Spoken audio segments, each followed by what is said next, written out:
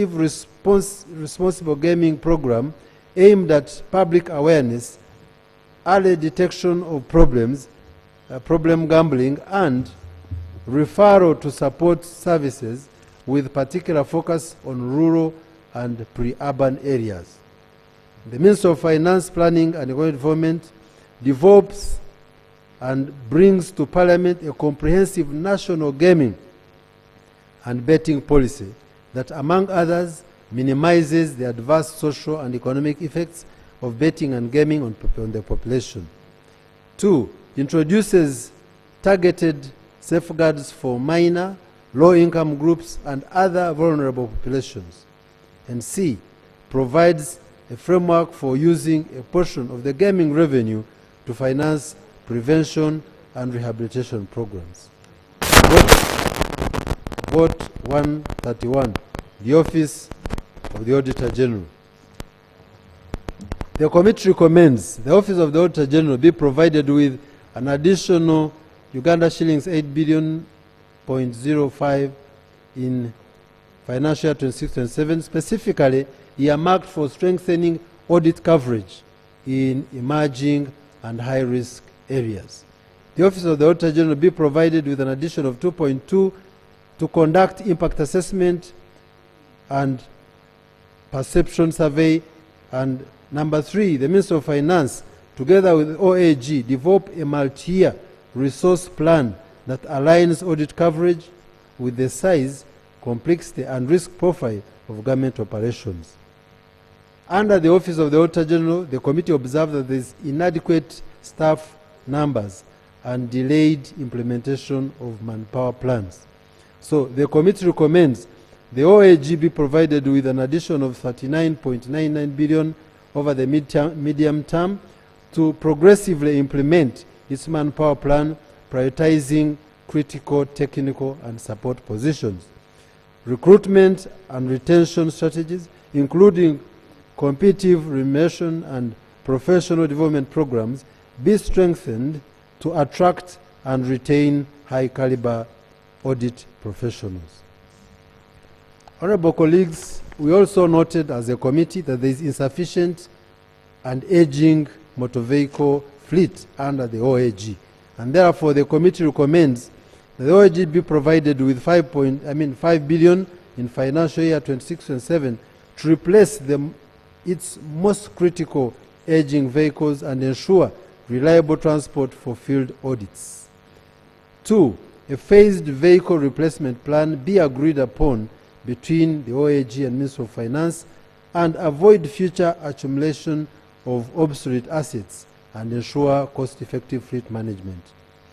Under Vote 138, Uganda Investment Authority, honorable colleagues, the committee recommends as follows: that government strengthens its project preparation and appraisal framework so that only projects with adequate readiness, land acquired, key approval secured, design completed, and implementation arrangements in place are submitted for external financing.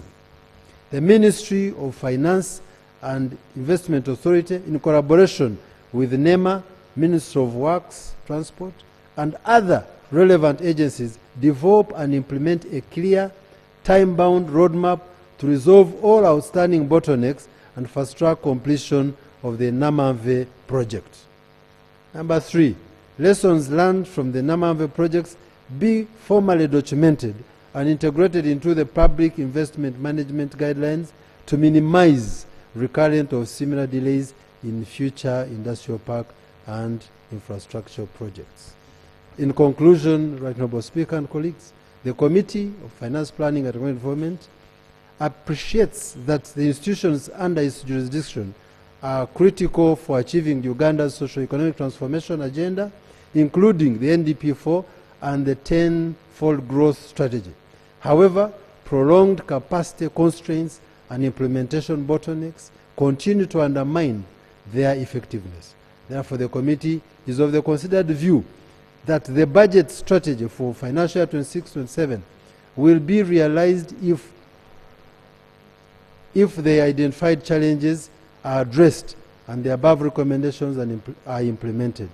In light of the foregoing, it is the prayer of this committee that this House adopts this report and approves the budget estimates for financial year 26-27, incorporating the committee's recommendation. I beg to submit.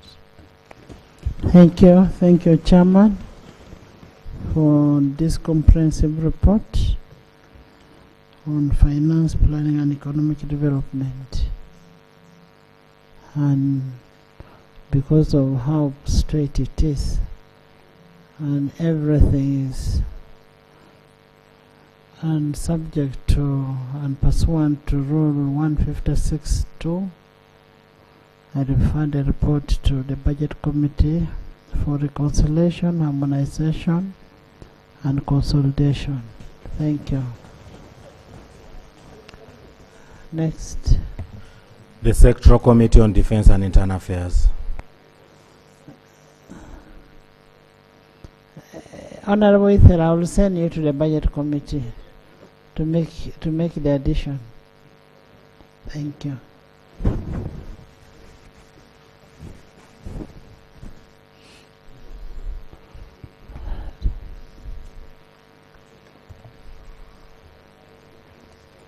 Right Honorable Speaker, I thank you so much for this opportunity.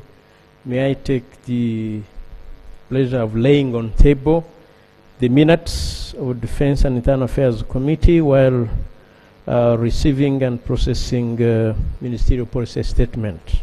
Thank you. And I will be very brief. Right Honorable Speaker, the Committee on Defense and Internal Affairs on the ministerial committee statements and budget estimates for financial year 2026-2027 considered the following votes. 1.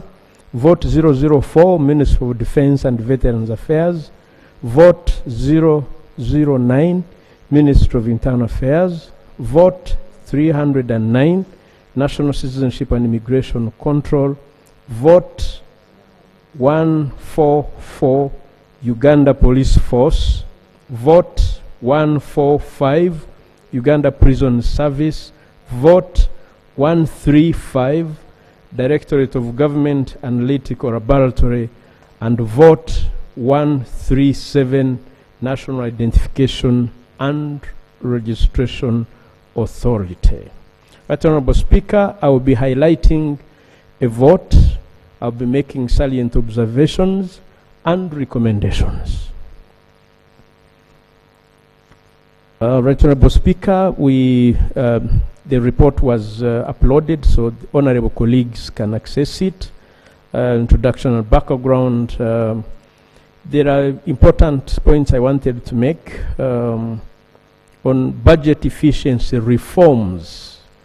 For example, that alignment of frameworks for review of ineligible expenditures under the Government of Uganda Development budget with frameworks used for external or donor financing, introduction of accounting officers budget discipline charter for managing public funds, which demands fiscal discipline, adherence to work plans, timely budget submission, and robust internal controls, and implementation of a rewards and sanctions framework to recognize good performers and sanction bad performers.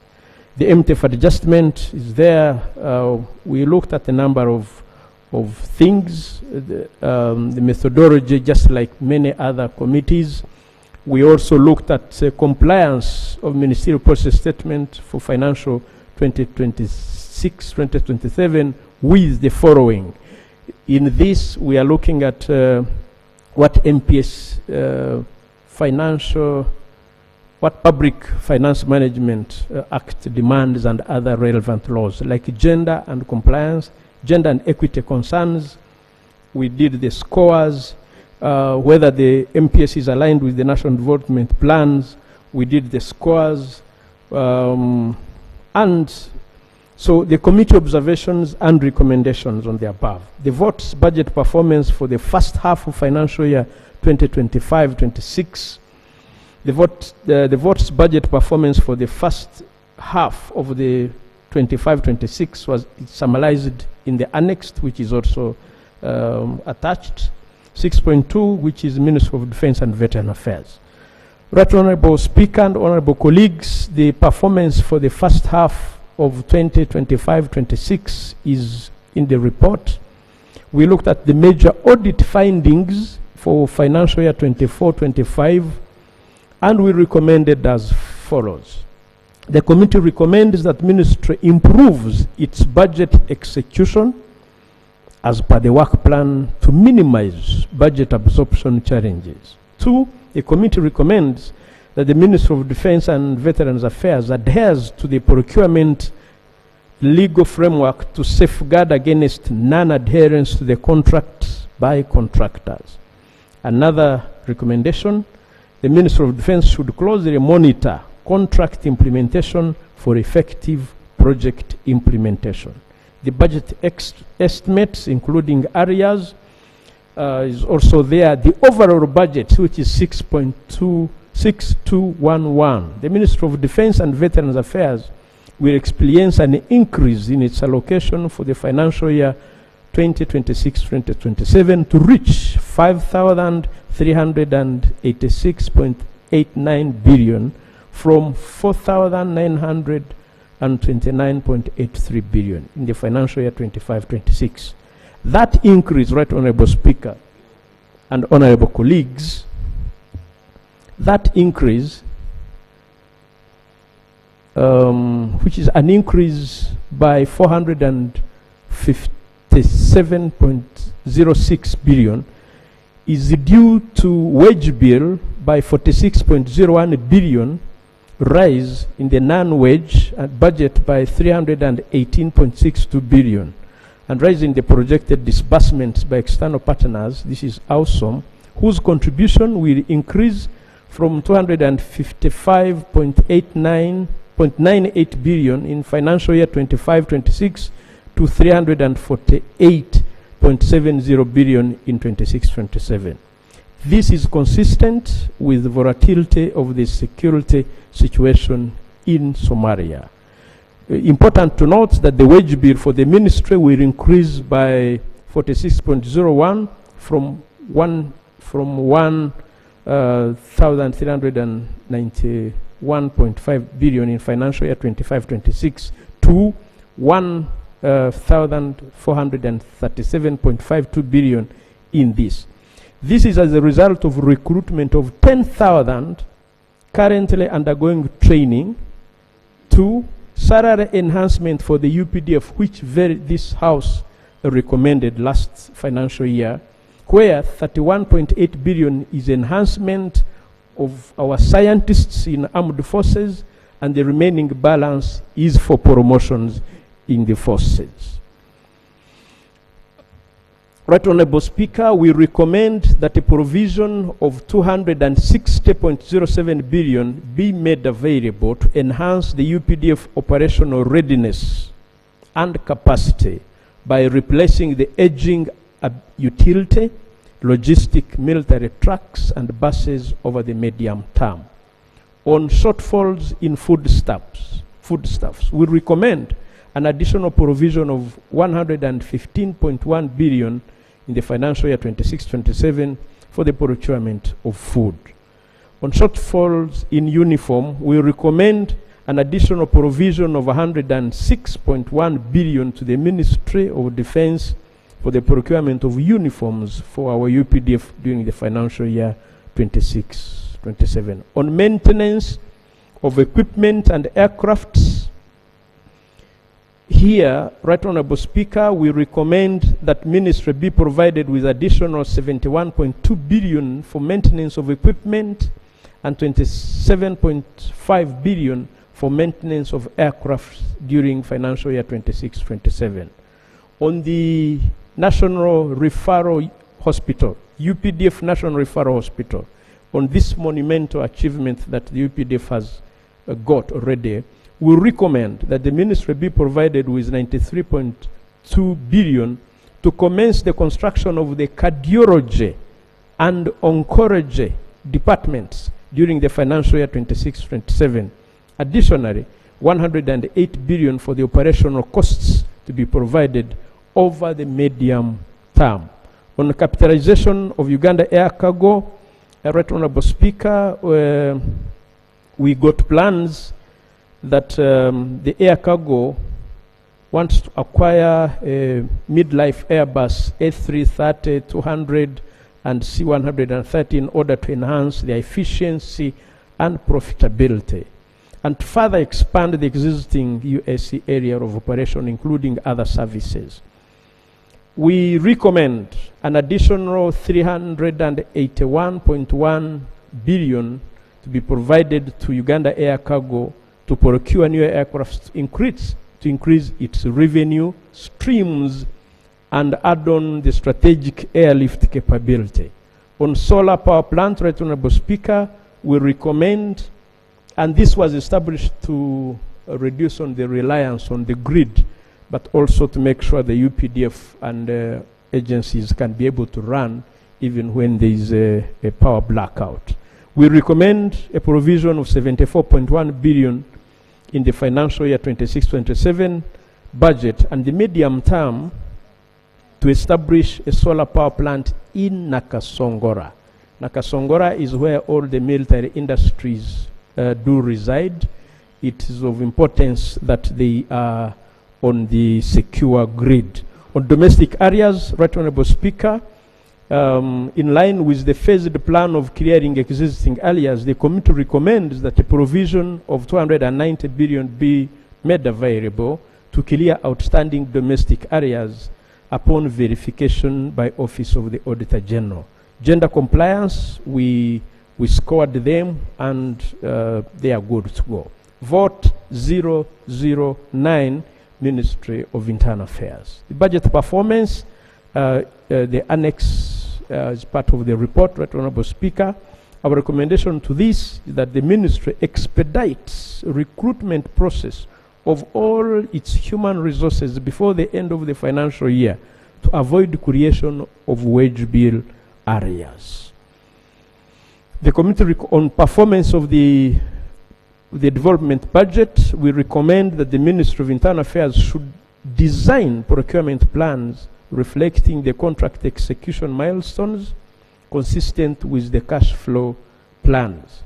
On the ongoing regulatory and legal reforms, a number of them, our recommendation is that they should expedite completion of policy framework, national corrections policy to improve access to enhance offender rehabilitation and reintegration, while the outstanding legal frameworks, but not limited to 1, Small Arms and Light Weapons Bill, 2, Sovereignty Bill, 3, National Registration of Persons and Amendment Bill, 4, National Citizenship and Immigration Control Bill. These should be expedited to be implemented in the financial year 26-27. On major audit findings, our recommendation, Right Honorable Speaker, is that the ministry should develop an annual M&E framework to guide assessment of the budget implementation and formalize appointments for contract managers to improve contract management and oversight in execution of contracts. On the budget estimates, which is also attached, the overall budget for the ministry 26-27 will increase from 20.8 billion, 0.48 billion financial year 2025. No, from the from the financial year 25-26 due to enhanced wage budget by 2.2 billion for additional recruitment of staff, a non-wage recurrent budget by 18.16 billion. The additional non-wage budget allocation is towards the management of NGOs, which registered an increase of 4.8 billion in the financial year 26-27. This, Right Honorable Speaker, is intended to develop and deploy comprehensive automation of the NGO bureau services through consultancy services. The rest is all, but we recommend as follows. 1, that the ministry should prioritize and expedite the introduction of Small Arms and Light Weapons Bill during the financial year 26-27. 2, that consultancy services for automation of NGO services be scaled down to 3 billion, since automation solutions are off-shelf And what is required is procurement of licenses of the system, which is done over a year, and consultancy fees as well. The balance of 2 billion be allocated as a subvention to Amnesty Commission to fulfill its mandate. 3, the ministry should develop investment projects to be able to construct its headquarters and house other institutions and procure vital assets used in the discharge of its duties. 4th recommendation, the government should provide an additional 3.82 billion to the Department of Community Services for social reintegration, stakeholder engagements, monitoring, and district service committee operations and National Community Service Committee operations. On trafficking in persons and system, we recommend a provision of 5.521 billion in the financial year 26-27 to upgrade the TIP database into an online system to facilitate migrant workers' safety. Recruitment systems, Right Honorable Speaker, we recommend that 1.2 billion be provided in the financial year 26-27 budget to develop and automate recruitment system for Uganda Prison Authority and Uganda Prisons, for Uganda Police Authority and Uganda Prisons Authority. I beg your pardon. On implementation of the Explosives Act 2023, which this Honorable House passed, we recommend provision of additional 13.39 billion to regulate commercial explosives during the financial year 2026-2027. Amnesty Commission, Right Honorable Speaker, we recommend an addition of 2.341 billion during the financial year 26-27 for demobilizing, reinserting, rehabilitating, and reintegrating reporters and victims. Gender compliance, we scored them at 70%. They are good to go. Vote 120, National Citizenship and Immigration Control. Their budget performance for first half of the 2025-26 is annexed. The committee recommends that NCIC expedites the recruitment process of staff to improve wage bill absorption. The committee recommends further that the DCIC aligns its procurement plans with contract schedules and cash flow projections to improve timely resource utilization. On major audit findings, as per the Auditor General reports, which is a function of Parliament, financial year 24-25, Right Honorable Speaker, the committee recommends as follows. 1, that NCIC should adhere to the government commitments control system, annual work plans, and e-government procurement system as measures to prevent accumulation of areas. NCIC should develop an annual M&E framework to monitor and evaluate budget execution. 3, government should provide adequate financing to enable NCIC to operate and automate border posts with a seamless data sharing platform with all relevant institutions. Budget estimates for 26-27, the overall budget. Right Honorable Speaker, this includes the Custody Center for Kampala Metropolitan, and the committee recommends provision of 0.8 billion in the financial year 26-27 to NCIC to procure land within the Kampala Metropolitan area to construct a custody center. On post-entry management of immigrants, we recommend an additional provision of 6.471 billion to undertake countrywide inspections and investigations, prosecutions, removals of immigrants, managing custody centers. On passport booklets, Right Honorable Speaker, our recommendation is that an additional 7.89 billion be provided to NCIC during the financial year 26-27, procure additional 50,000 passport booklets. Additionally, the JV for the production of security documents should expedite the implementation of the JB agreement. On border automation systems, we recommend an addition of 13 13.63 billion over the medium term to upgrade existing digital systems, deployment to more service points, and establish the necessary physical infrastructure to support automation process. Diaspora access to services. We recommend a provision of 2.1 to NCIC to decentralize immigration services to Ugandans abroad during the financial year 26-27. Gender compliance, they were scored at 70. Vote 144, which is Uganda Police Force. Uganda Police Force registered 196,115 crime cases in the year 25, compared to 218,715 in 2024. This is a 10.3% reduction, posting a crime rate of 427 per 100,000 persons, down from 476 in 2024, based on an estimated population of 45.9 million. This was a monumental achievement to Uganda Police Force. We congratulate them. Performance of budget performance for the first half of the year. The annex is attached. On the overall budget performance, Right Honorable Speaker, we recommend that Uganda Police Force should devise mechanisms to deal with attrition in the police force and improve procurement planning to be linked to the cash flow plan. Supplementary expenditures should not be sought prior to adjusting the procurement plans, work plans, and cash flow plans to achieve efficiency of resources.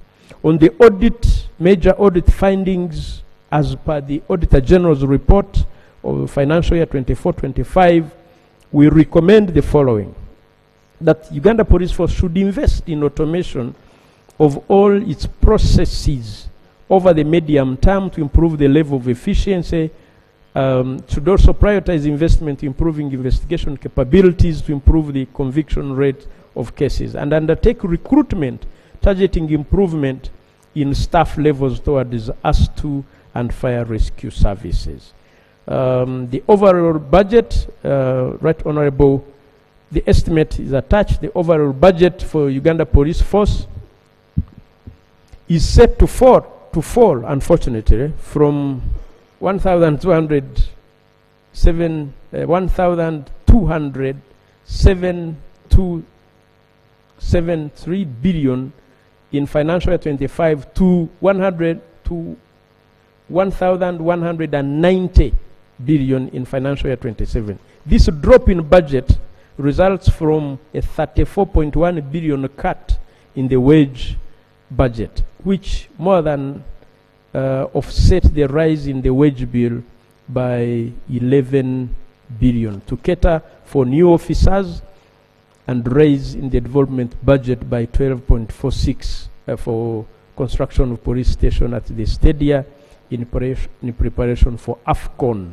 27 at 4.97 billion, among others. So our recommendation is that UPF should expedite preparation and approval processes of CCTV Phase 3 project to be included in the public investment plan, and submit to Parliament an evaluation report of Phase 1 and Phase 2 during the year 26-27. Traffic and road safety, we recommend that should link the EPS to the NERA database. And the committee recommends an additional 8.577 billion for the procurement of transport equipment and installation of IOV inspection lane and certification center. Uganda shillings 21.6 billion to procure 10 mobile inspection stations for IOV. Police accommodation and the ongoing construction projects.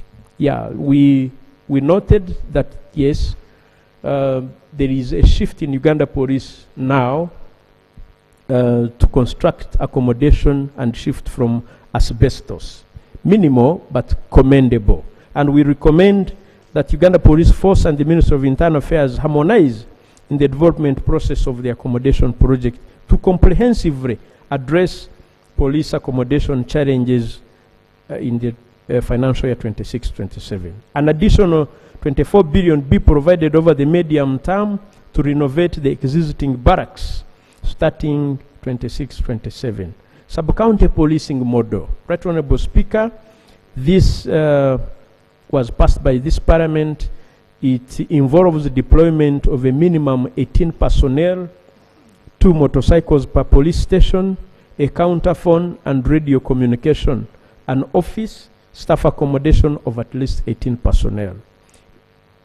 This is a pilot project, but it's doing well so far where it has worked. The Uganda Police Force requires 191 billion in the next financial year. However, only 44.415 is available. We recommend, therefore, that the Uganda Police Force should first pilot this model with the existing funds provided in the budget and expand it given the lessons learned in the piloted sub-counties. AFCON activities. This is coming to Uganda, Right Honorable Speaker, and this Parliament is excited and has been budgeting. It forms part of our tenfold growth strategy project. The committee observed that security infrastructure logistics for policing AFCON tournament will require 21.159 billion. This funding is necessary to ensure large crowd management and safety inside and outside the stadium, intelligence gathering and surveillance, high visibility patrols and police order, safeguarding critical infrastructure, including hotels, airports, and highway routes. We therefore recommend that the budget requirements are largely recurrent in nature and be provided under the Ministry of Education and Sports budget for financial year 26-27.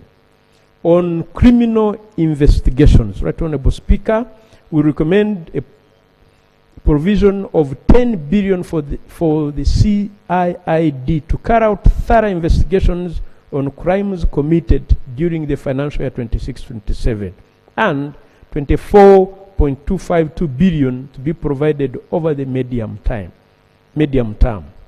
On criminal intelligence, we recommend an addition of 5.949 billion during the financial year 26-27 towards crime intelligence gathering for Uganda Police Force. On wage shortfalls, we recommend an additional provision of 58.904 billion to provide for additional 8,140 officers currently undergoing training during the financial year 26-27. Feeding in operations. Right Honorable Speaker, the committee observed that the current feeding cost of an officer per day is 10,000. UPDF deploys an average 35,000 officers per day at all vital and strategic locations, translates into an annual budget of 127.75 billion. The available funding for this is 58.200 billion, can only feed 15,945 personnel. We therefore recommend an additional provision of 70 billion during the financial year 26-27 for feeding police officers during operations. On inadequate provision for repairs and maintenance, we recommend a provision of 53.366 over the medium term, since Uganda Police Force recently acquired new vehicles across the country and are still under repair warrants. A provision of 6.545 billion be provided during the financial year 26 for aircraft maintenance. On domestic areas, Right Honorable Speaker, our recommendation is that Uganda Police Force should adhere to the commitment control system and prioritize clearance of outstanding areas before acquisition of new ones during the financial year 26-27. Gender compliance, as per the law, Uganda Police Force was scored at 73, although no, it has declined to 73 from 75. That was the score last financial year. This is largely due to insufficient funding towards police accommodation facilities, among others. Vote 145, Uganda Prison Service. The budget performance for the first half is annexed, Right Honorable Speaker. The overall budget performance, I can just read this. The wage bill expenditure totaling 73.53 billion, which is 49% of the approved 149.044 wage bill budget, slightly below the released amount of Uganda shilling 74.536 billion, indicating an absorption of 98.65. The non-wage recurrent expenditure performance was 51% of Uganda shillings 320.812 billion budget in the first half, with an absorption of 99.9%.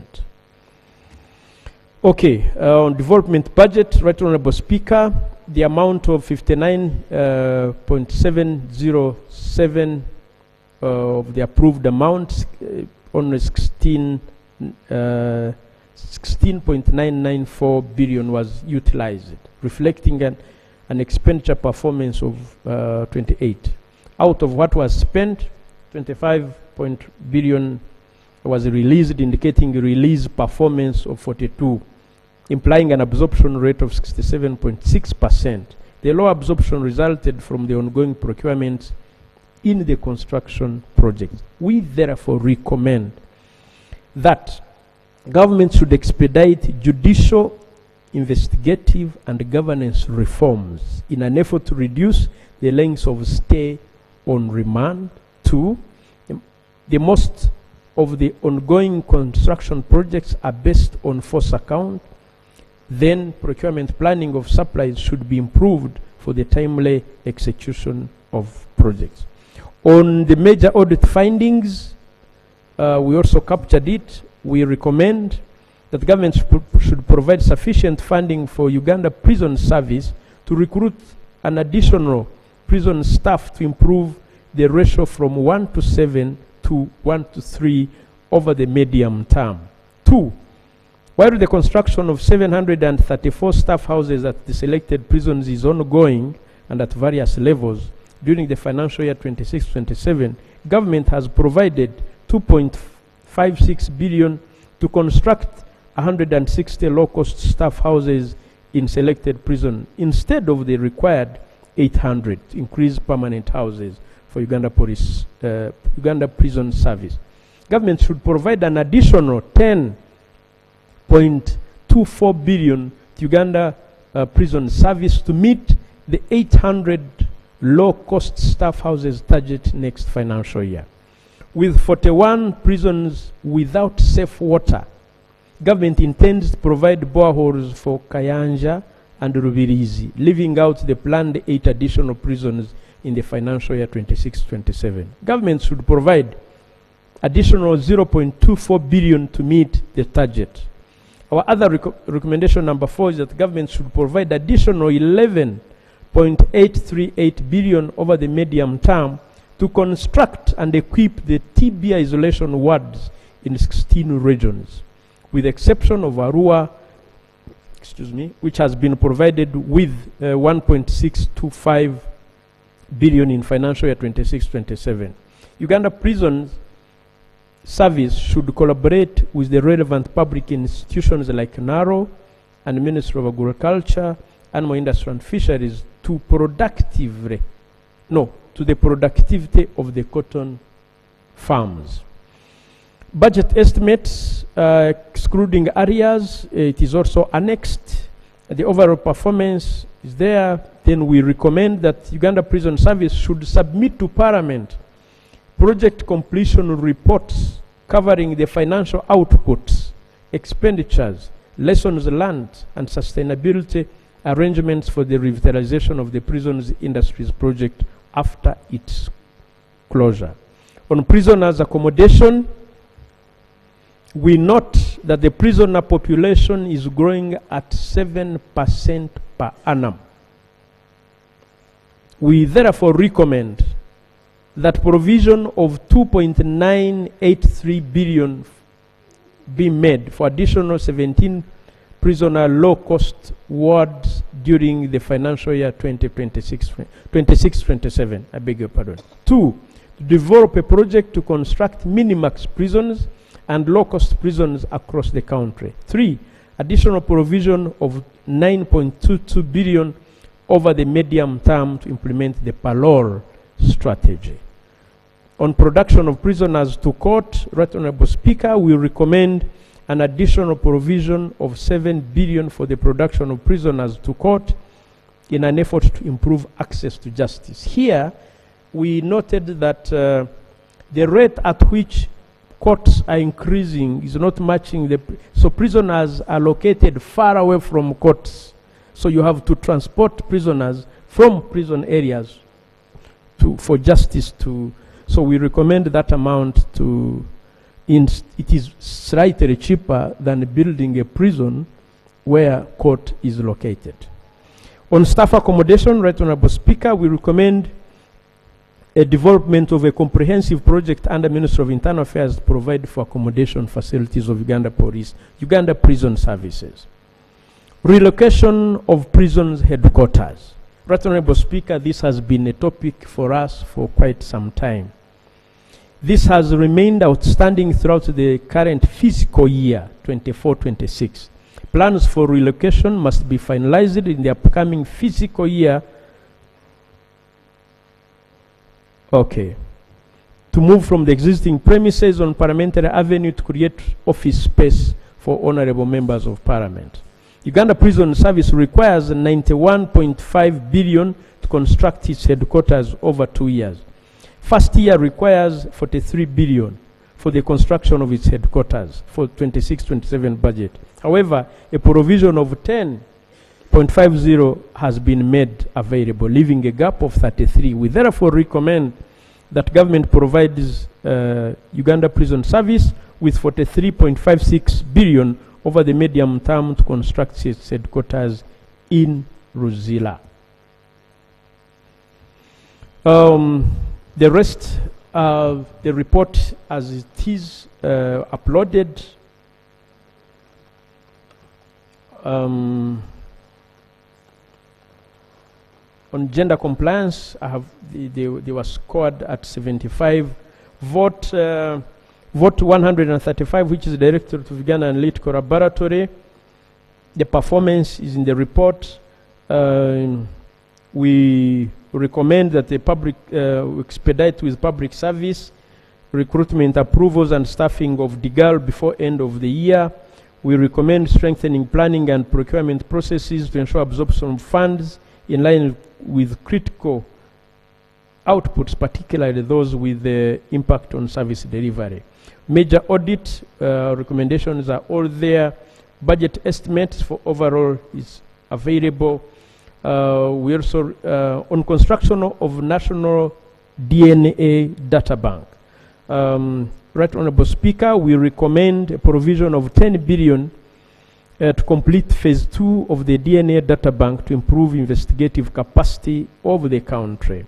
On maintenance of modern scientific equipment, we recommend an additional provision of 1.015 billion to maintain modern scientific equipment in order to improve overcome creation of backlog cases.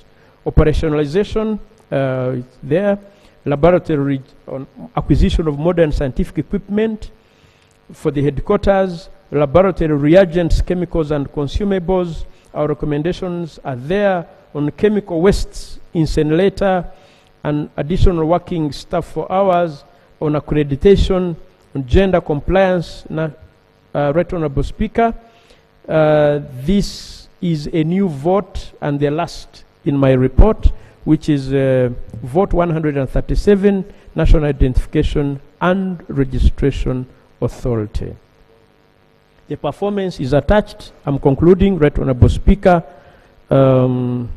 We recommend that NIRA should undertake targeted registration outreaches to schools, working closely with the Ministry of Education and Sports to ensure that school-going children are registered into the NIRA, as well as have parish-based issuance of 10 million national ID cards that have to be renewed.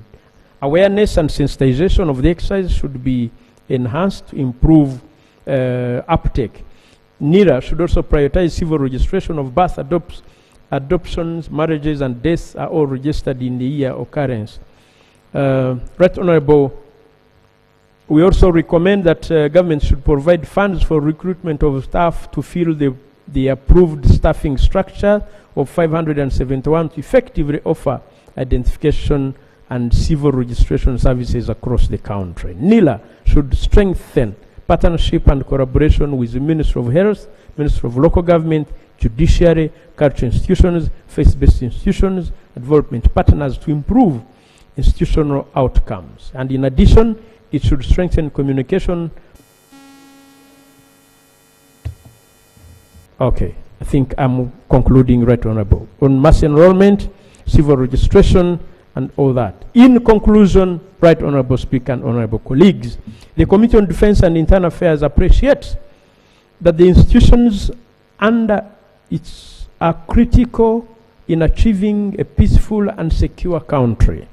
During the ministerial policy statements presentation, there was a shared concern that these institutions continue to attract minimal funding, making it extremely difficult to attain a respective mandate. The budget strategy for 26-27 will only be achieved if the above institutions are supported in execution of their mandates. The committee has made adjustments to the budget proposals as indicated in the Annex 3 below for effective utilization of the resources. Right Honorable Speaker and Honorable colleagues, in light of the above, it is the prayer of the committee that this House adopts this report and approve the budget estimates that incorporate the committee's recommendations for the respective votes for the year 26-27. I beg to submit. Thank you, Chair. Thank you so much for this report. Yes.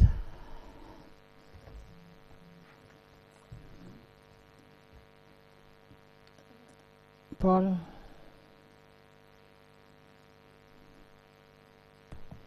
Thank you very much, Right Honorable Speaker. I would want to appreciate the Chair for the elaborate submission and his report. Right Honorable Speaker, the President had targeted that every sub-county in Uganda should have at least 18 policemen. Recently, Right Honorable, from the countryside, there have been some people who are hurting communities.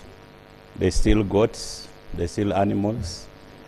And the number of the police in our sub-counties are not able to respond quickly as it would be required. This is so because the number of policemen there, some of them are 10 or less. And also they don't have housing and the necessary equipment for them to do their work. I have listened to the chairman and the recommendations he has made that it is true every sub-county should have at least 18 policemen. I would want to urge the House that we should really make an effort, because that is where the majority of our populations live. We should make an effort to make sure that the police coverage is well within the country. And the last one, Right Honorable, if you can give me a minute. One is that we had budgeted, Right Honorable Speaker, that the salaries for our security forces will increase. And the bare minimum, we did the numbers that every soldier should be able to get at least at least 1 million shillings. And that we have not yet reached.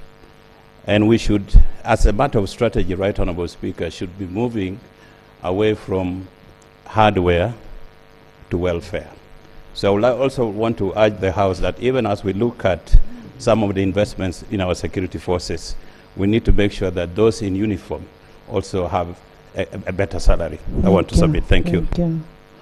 Rose. Thank you so much, Right Honorable. Right Honorable, in this House we did talk about accommodation of the uniformed men and women. Right Honorable, the chairman talked about removing the police from asbestos. I hope we are not taking them now to uniports.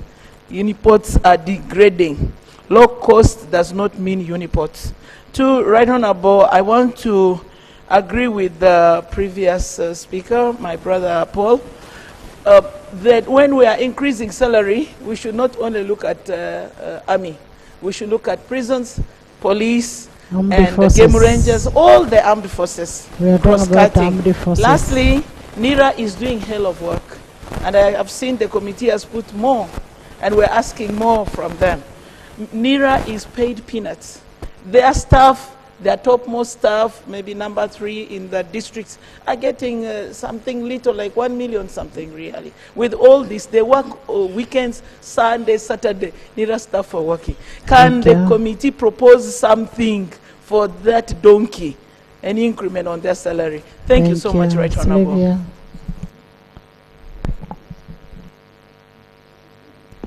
Thank you so much, Madam Speaker. My submission is on the health of prisoners.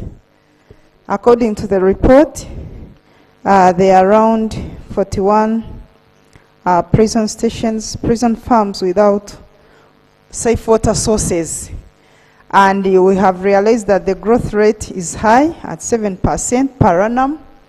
And these prisoners are entitled to good health. Actually, when they are not healthy, we spend a lot as a country. So my prayer is that these prisoners surely be prioritized when we are planning for water sources so that they have safe water and we minimize expenditure on them and they actually have good health even if they are in cells. I beg to submit. Thank you. Thank you, Ivanda.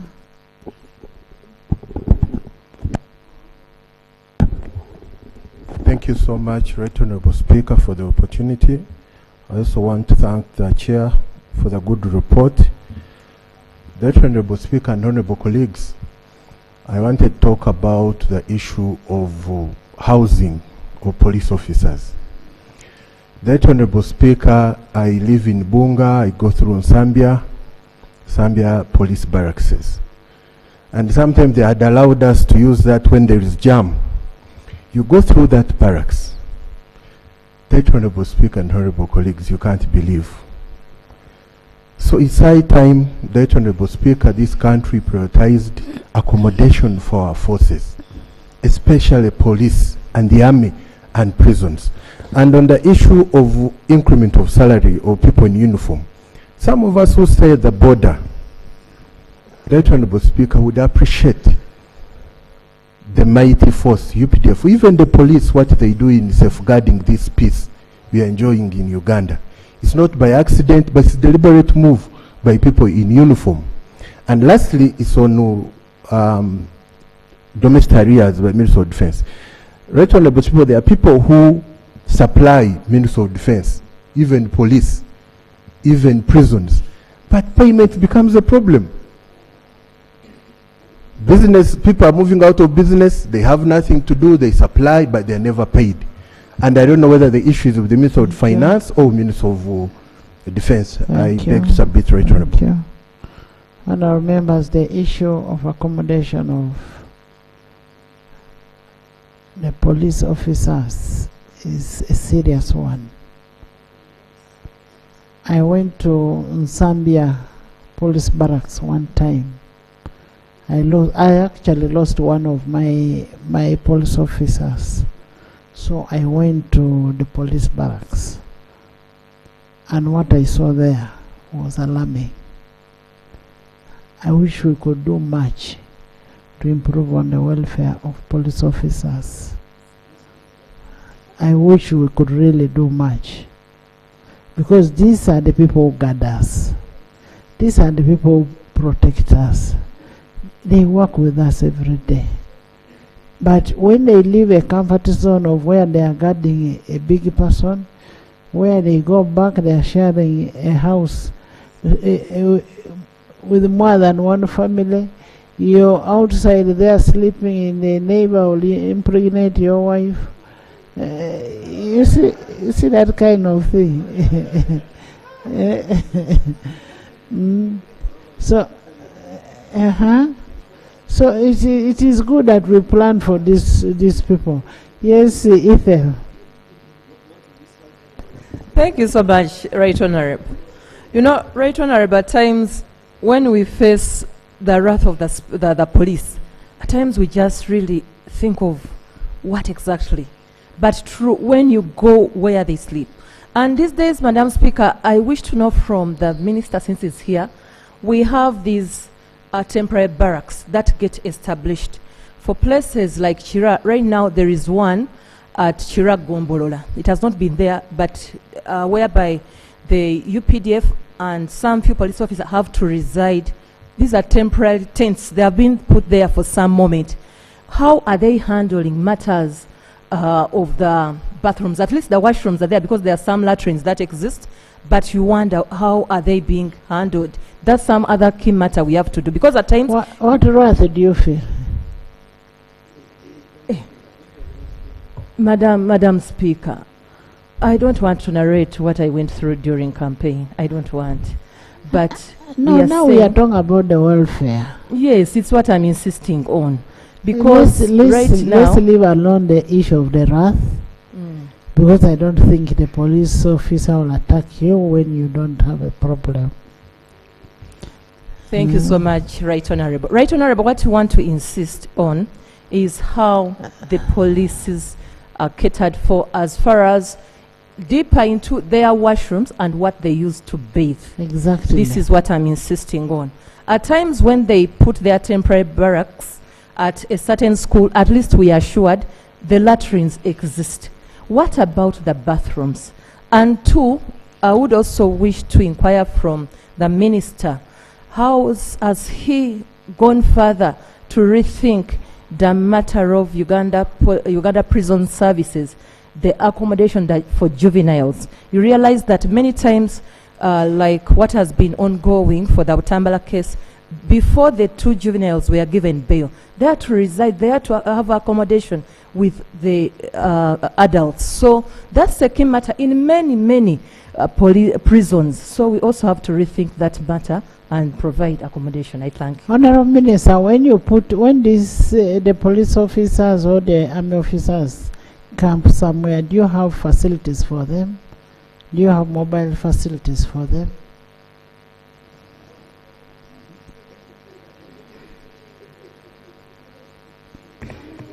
Right Honourable Speaker, when contingencies demand that we make hasty deployments, then we make provision for, if it is food, we have food on wheels, they take them food, they take them water, and we make sure that most times we collocate these deployments with where they can have latrines. Most times.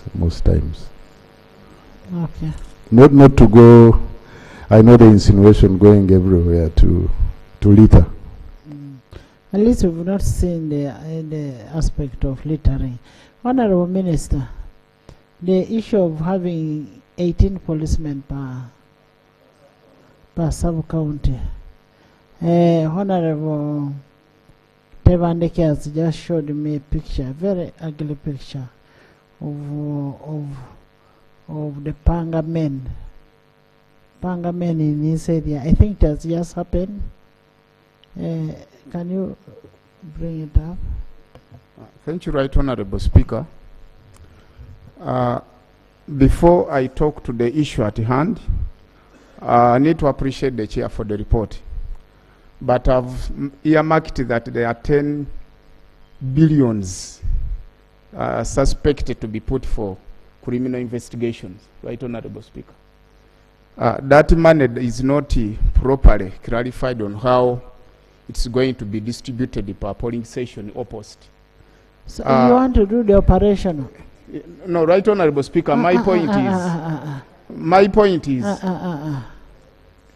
we will allocate, like if you allocate money to Parliament, you do not go into operation. We have accounting officers and their work plans. These people have only come with a block figure, but they have work plans attached to that 10 billion.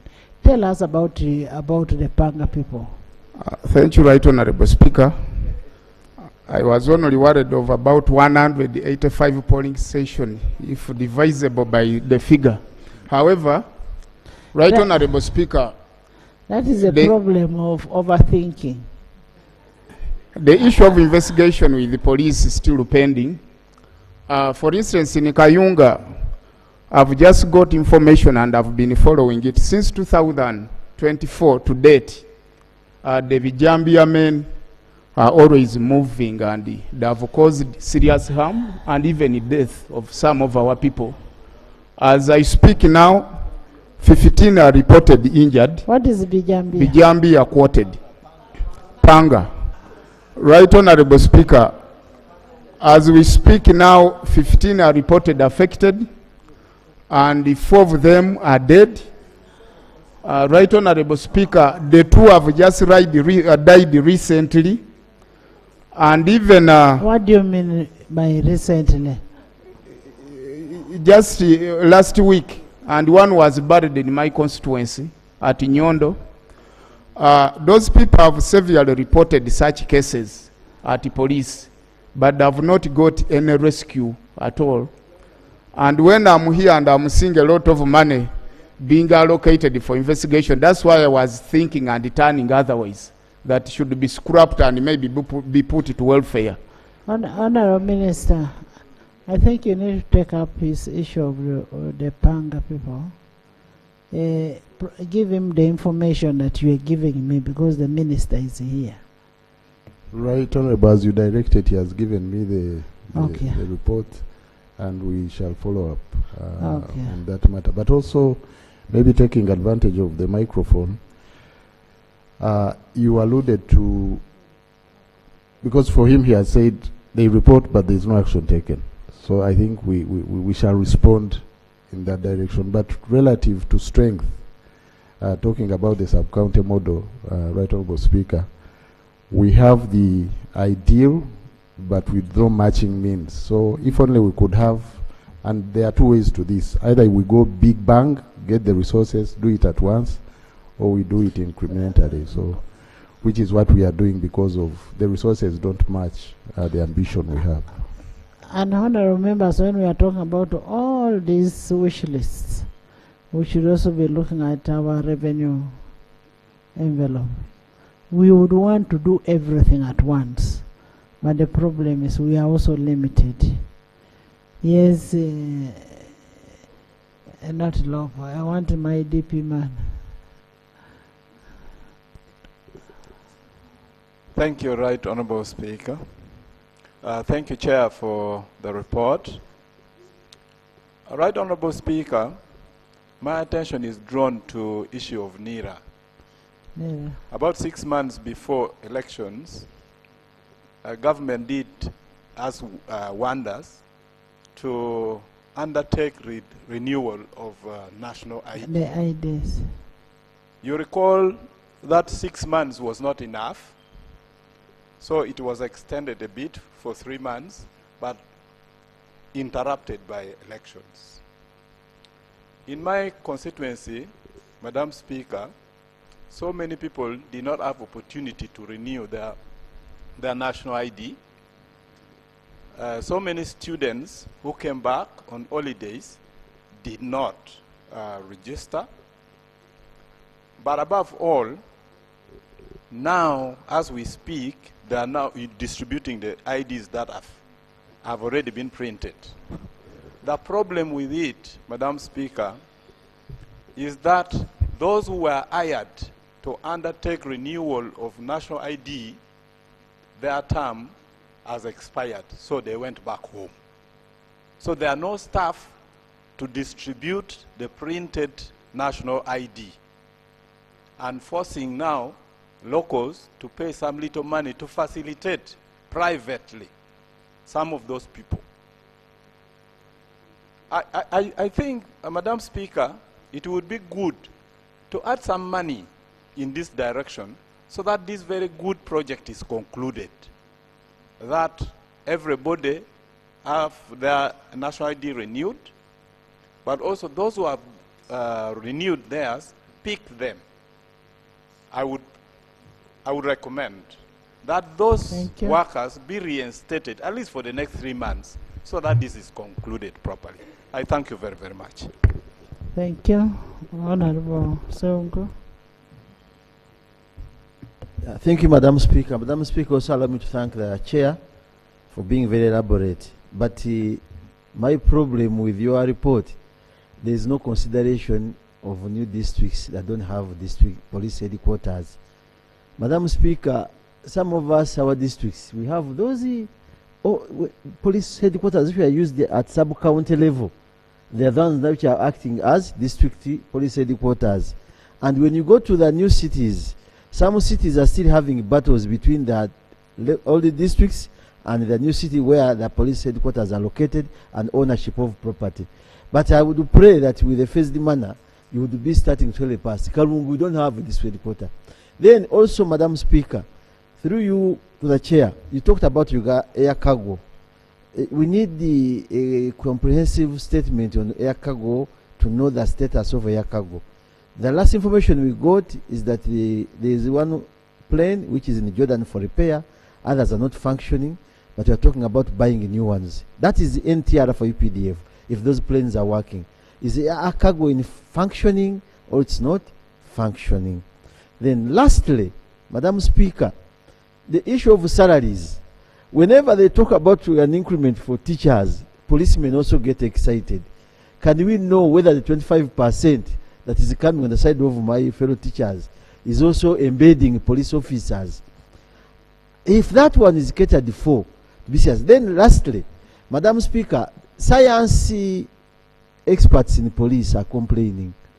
They call the and in the forces, not in police. In the police, okay, I talked to police officers, but now, since you have said the forces, all of them, but UPDF is getting already. It's not. Okay, but can we also, actually, they are complaining that they catered for science specialists in other areas, but in the general forces, they are not catered for. And as you go kindly, Honorable Kajwenji, as you meet the other committee, kindly cater for that, those expatriates, because you will not cater for science on civilians when you are not giving it to the forces. I would pray that that is given attention. And when you are making repairs, Madam Speaker, through your intelligence, they are structures, as we talked about on Zambia, they are dilapidated, but at the construction level, the walls were as big as the sea box. So don't distract, don't destroy. But how would you maintain if your Ministry of Works can confirm and you continue improving on those structures in a modern form, other than destroying them, yet what you are putting in place is not, does not link up to the other side. Asante sana, General. Thank you, Minister. thank you, honorable members. And pursuant to Rule 156(2), the report is referred to the Committee of Budget for reconciliation, harmonization, and consolidation. Thank you, Chairperson.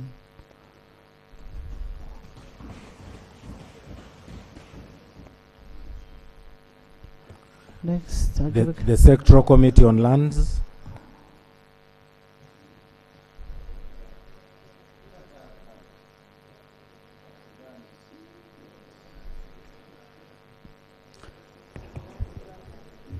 Thank you very much, Right Honorable Speaker. Thank you, Honorable Mara, for the compliment. Honorable members and colleagues, allow me to lay the minutes on and the report of the Committee on Lands on Budget Estimates and Ministerial policy statements for the financial year 2026-2027. I beg to lay. Please lay.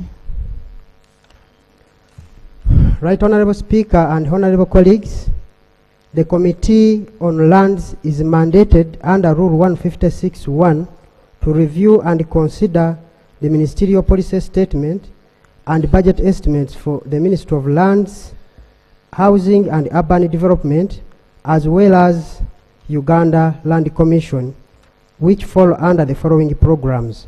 1. Sustainable Urbanization and Housing Program, where the Ministry of Lands, Housing and Urban Development is the lead agency. 2. Sustainable Energy Development, where the Ministry of Land provides technical support and supervision for valuation component of energy development project. 3. Sustainable Extractive Industry Development. Right Honorable Speaker, in addition, the committee is mandated to oversee the land component under natural resources, environment, and land and climate program and climate change program. The committee oversees the following votes, Right Honorable Speaker. Vote 12, which is Ministry of Lands, Housing and Urban Development. Vote 156, which is Uganda Land Commission.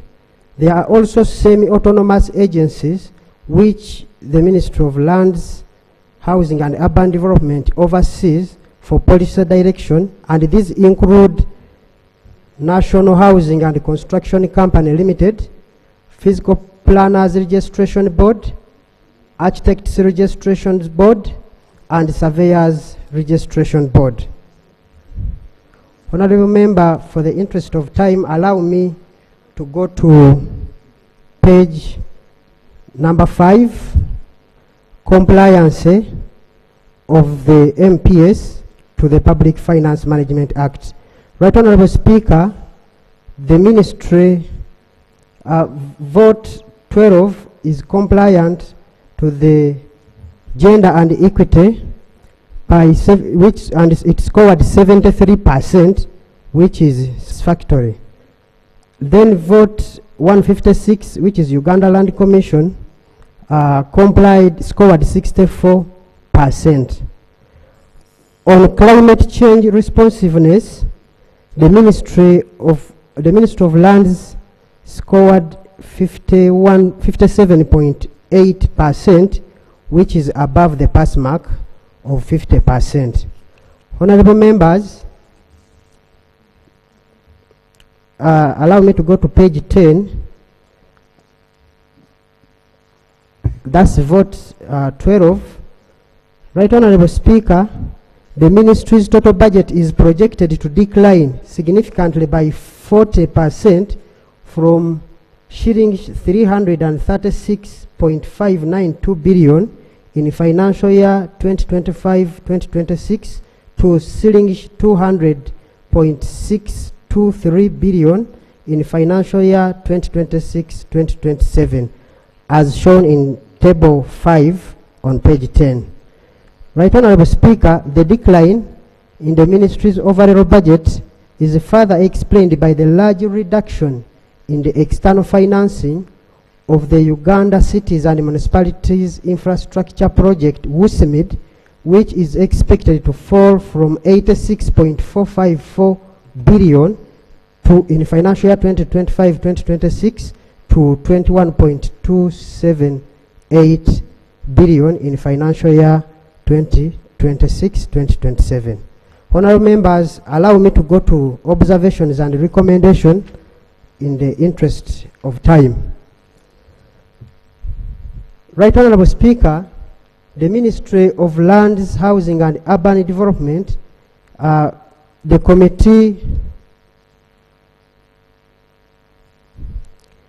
thank you very much, Right Honorable Speaker. The committee notes that the Ministry of Lands and Urban Development is understaffed. The committee was informed that the staffing levels currently stand at 38.2%, and the MZO, Ministry Zonal Offices, which are located in all the 22 zones of Uganda, is also understaffed at 45%, leaving a gap of about 200 out of 584, as referred to in Annex 1 of the report. Therefore, Right Honourable Speaker, the committee recommends that government provides additional funds of 5.28 billion for wage in financial year 2026-2027 to enable recruitment of staff in critical positions. These positions include surveyors, cartographers. They are very critical in our zonal offices. Right Honourable Speaker, the committee noted that there is continued encroachment on gazetted and protected areas such as wetlands, forests, and riverbanks. This is majorly due to absence of comprehensive spatial data and system integration. There is a need to integrate all fragile ecosystems into the Land Information System, LIS, to enable government to effectively conduct, monitor, and enforce all vital ecosystems. Right Honourable Speaker, the committee recommends that government provides 3.5 billion in financial year 2026-27 to survey, demarcate, and map and integrate fragile ecosystems into the Land Information System. Right Honourable Speaker, the committee continues, Uganda continues to face challenges related to unplanned expansion, and this leads to a high cost in infrastructure developments and environmental degradation due to high urbanization growth. Right Honourable Speaker, the committee was informed that the urbanization growth rate stands at 5.2% per annum. This is coupled with low levels of physical planning, which stands at 15.1%. The Ministry of Lands, Housing and Urban Development requires an additional allocation of 220 billion in financial year 2026-2027 to strengthen the physical planning function in the country. The proposed funding will support development and implementation of enforcement of physical development plans aimed at advancing orderly development. The committee observed that that there is a physical planning overlap between the Ministry of Lands, Housing and Urban Development and the National Planning Authority. Right Honourable Speaker, we all know the trade order which is ongoing. If we had planned well and provided enough resources, we would have avoided this instability and the outcry from the public. The committee therefore recommends that government provides 220 billion in financial year 2026-2027 for development and enforcement of physical development plans. The committee further recommends that government harmonizes the existing physical planning mandate overlap between National Planning Authority and the Ministry of Lands and Urban Development. I suggest that after the presentation, Right Honourable Speaker, the Honourable Minister explains more about this mandate clash between the Ministry and the National Planning Authority. Right Honourable Speaker, the committee also observes that the country continues to grapple with issues and complaints of unfair valuation rates.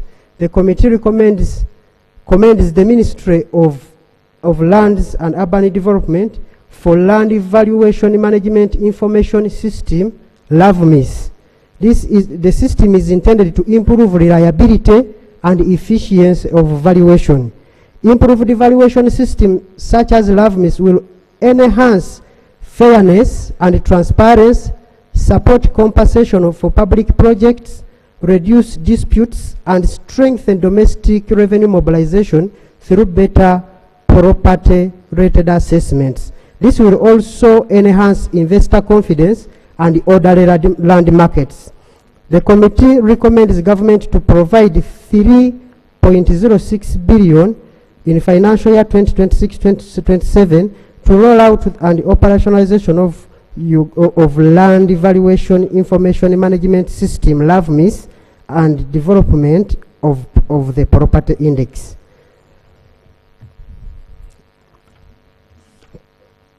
Right Honorable Speaker, the Ministry of Lands and Urban Development developed Land Information System LIS under the Competitive and Enterprise Development Project CEDEP as an online platform aimed at improving land management procedures for both government agencies and the general public. Honorable members, the ministry developed a system whereby you can use your phone, you put in the details of your land title, and you get to know whether the land has encumbrances or any problem. So, Honorable Minister, Right Honorable Speaker, the committee also went ahead to show in a table on page 23 that this system has from financial year 2013-2014 managed to generate 1.1 trillion Uganda shillings. Therefore, the committee recommends that additional 11 billion be allocated to support this. Honorable Speaker, the committee notes that the distorted, unclear international and national boundaries pose a serious threat to the lives and livelihoods of border communities and disrupts trade along Democratic Republic of Congo and Uganda, Rwanda and Uganda, Kenya and Uganda, South Sudan and Uganda. The Ministry of Land informed the committee that currently only 25% of international boundary is affirmed. The demarcate is affirmed and demarcated. Additionally, unclear national boundaries are a greater threat to land registration process in service delivery due to boundary conflicts. The committee observed that the affirmation of clear boundary is critical to reducing boundary conflicts, promoting coexistence among border communities, addressing challenges associated with porous borders, easing land registration, and facilitating the inter-border infrastructure project and development and trade. The committee recommends that government provides 49.834 billion in financial year 26-27 for affirmation of international borders and national boundary. Right Honorable Speaker, the committee the scale up of land, Right Honorable Speaker, the systematic land adjudication and certification is a project under Ministry of Lands and Urban Development. It is aimed at securing land rights for citizens through systematic land adjudication and certification. Systematic adjudication involves the identification and verification of land rights, right holders, and other interested parties in a methodical and systematic manner. The parcel by parcel for large area, and the approach is both supply and demand driven, which goes to the grassroots and requires majority of landowners in the village parish to participate in order to enjoy the economies of scale. Right Honorable Speaker, the committee noted that only 30% of land in Uganda is registered. Therefore, the committee further also noted that most cost drivers of SLAC, systematic land adjudication and certification approach, include procurement of survey equipment, motorcycles, field vehicles, and facilitation to land management institutions and other stakeholders. The SLAC project currently has a funding gap of 929.334 billion, according to the ministry, requires adequate funding to meet the cost drivers across all districts, district local government and local funding gap. The committee recommends that government commits at least 150 billion per financial year in a period of 5 years for implementation of SLAC in order to close the existing funding gap of 929 billion. Right Honorable Speaker, the Ministry of Lands, Housing and Urban Development informed the committee that there is a need to fulfill the presidential directive and government commitment under the Memorandum of Understanding with the Kingdoms and compensation payments to ranchers under the government restricting program and settlement of court awards. The ministry requires 202.74 billion for land compensation to ranchers, kingdoms, and other compulsory land acquisitions. The committee noted that delay in settlement of presidential directives and government commitments could lead to revaluation, cost awards, and interest, which are costly in the medium term and long term. The committee recommends that government provides 202.74 billion for land compensation to ranchers, kingdoms, and other compulsory land acquisitions. The Ministry of Lands informed the committee that despite the NDP4 set targets and initiatives to reduce the housing deficit, Right Honorable Speaker and members, the housing deficit stands at 2.4 million houses. Therefore, as said by NDP4, there is non-performance achievement to showcase due to continued funding and absence for housing sector. The committee noted that the sector is very critical and central for socio-economic development and GDP contribution to the economy. The Ministry of Land has positioned the National Housing and Construction Company as a key player in sustainable urbanization and housing program. To this development, and therefore, Right Honorable Speaker, the committee observed that there is urgent need to resolve the shareholder challenge. Honorable members, National Housing is owned by Government of Uganda and the Government of Libya. The Government of Uganda has 51 shares and the Government of Libya has 49 shares. But the Government of Libya is absent. The National Housing is making profits without, the Government of Libya is sharing profits when it is absent. Therefore, the committee requests that we give the share of Libya so that Uganda can enjoy all the benefits. The committee recommends government acquisition of Libyan shares to ease decision-making and general operation of the company. The committee further recommends that government allocate 309 billion required for compensation of Libyan shares in the medium term.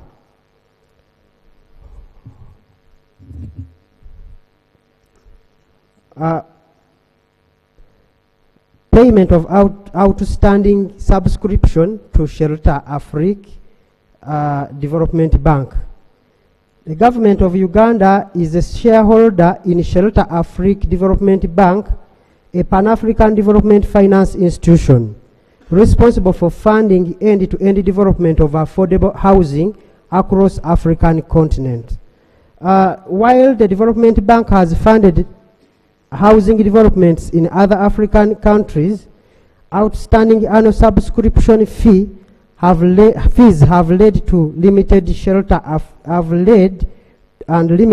Afrique's involvement in funding in Uganda.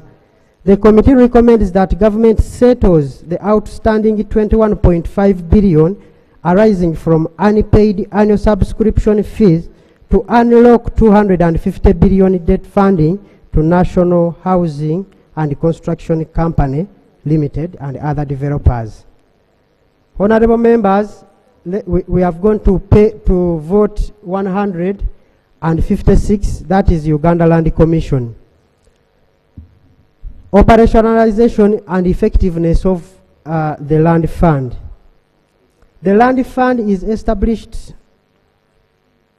under Section 42 of the Land Act, Cap 236, and it is managed by the committee was informed, honorable members, that land funds continue to focus predominantly on purchasing interest from absentee landlords in Bunyoro, Buganda, Ankole, and Toro with significant balances unpaid for. For example, 85.4 billion in Bunyoro is unpaid, 313.557 in Buganda is unpaid, 38.998 billion in Ankole, 12.283 billion in Tolo. The committee recommends that over the years, the funds appropriated by Parliament to Uganda Land Commission for land fund activities have been for acquisition of land, largely to compensate absentee landlords and enable bona fide occupants to secure registered interests on such land. Uganda Land Commission has therefore only been able to execute one aspect of its mandate. Adequate funding is required to enable full operationalization of the land fund. The committee therefore recommends that government through Uganda Land Commission prioritizes funding of land fund so that it is fully operational. Compensation of absentee landlords. The committee was informed that compensation of absentee landlords remains severely unfunded, with an unidentified requirement of 494 billion in financial year 2026-2027 against the provision of only 22.970 billion, leaving a funding gap of 471 billion shillings. The committee noted that this underfunding has resulted in litigation, court awards, eviction of lawful and bona fide occupants, accumulation of domestic areas, and loss of public trust in government, similar to the pattern observed in previous years. The committee recommends that government allocates additional 471 billion to Uganda Land Commission for compensation of absentee landlords in financial year 2026-2027. The subdivision surveys, titling and beneficiaries and sensitization. The committee observed that effective use of land fund requires completion of subdivision surveys, processing of title for lawful and bona fide occupants, and extensive sensitization of beneficiaries, for which Uganda Land Commission requires Uganda shillings 90 billion, but only 3.5 billion was provided, leaving a funding gap of 86.5 billion. The committee notes that failure to undertake these activities have led to continued eviction, insecurity of tenure, and challenges in implementing presidential directives in the land fund area. The committee recommends that government allocates additional 20 billion in financial year 2026-2027 towards subdivision surveys, titling and sensitization as an initial installment against the 86.5 billion gap, prioritizing regions where land compensation has already been paid but titles have not yet been issued. This is majorly for following up on the money that has been paid to the absentee landlords. Right Honorable Speaker and colleagues, there is a need for an updated government land inventory. The committee notes that only an estimated 33% of government land is currently titled and integrated into the digital land administration system, and that Uganda Land Commission is implementing a government land inventory starting with 16 high-pressure cities and municipalities using 3 technical field teams for verification, boundary opening, surveys, georeferencing, and titling. The committee was informed that 3-year project proposal costed 108 billion to undertake a comprehensive government land inventory, and only 6.6 billion has so far been provided for this activity. The committee takes cognizance of the step taken by the ministry, by MDAs and local governments working with the Uganda Land Commission and the Ministry of Lands towards survey and titling of institutional land, and urges Ministry of Finance, Planning and Economic Development to ensure that accounting officers of MDAs and local government that have not yet titled institutional land prioritize this activity starting in financial year 2026-2027. A ring-fenced annual allocation of at least 20 billion should be provided to Uganda Land Commission towards the government land inventory, beginning with the completion of the 16 priority cities and municipalities. Honorable members, there is also a other government land acquisition. The committee observed that Uganda Land Commission requires 100 billion for other government land acquisitions, including land for foreign direct investment, collaboration projects with other governments, for example, Burundi, Dubai, and other agencies such as IGAD, UNOC, among others. Honorable members, the government of Burundi gave the government of Uganda land in the city, in Bujumbura, to build an embassy. They also want to build an embassy here in Uganda, so we advise that the committee the parliament looks into this issue. The committee recommends that government allocate 30 billion in financial year 26-27 towards strategic government land acquisition. Construction of Uganda Land Commission office block. The committee noted that Uganda Land Commission requires 30 billion for construction of a purpose-built office block to safeguard sensitive government land records and support government inventory, but no resource have been provided in financial year 26-27 for this investment. The committee recommends that government provides 30 billion in financial year 26-27 for the construction of Uganda Land Commission office block. The Uganda Land Commission bill and institutional capacity. The committee was informed that the commission had a draft bill, ULC bill, which was prepared in 2017. Thank you. I'm going to use the 3 minutes to complete. Due to passage of time, a decision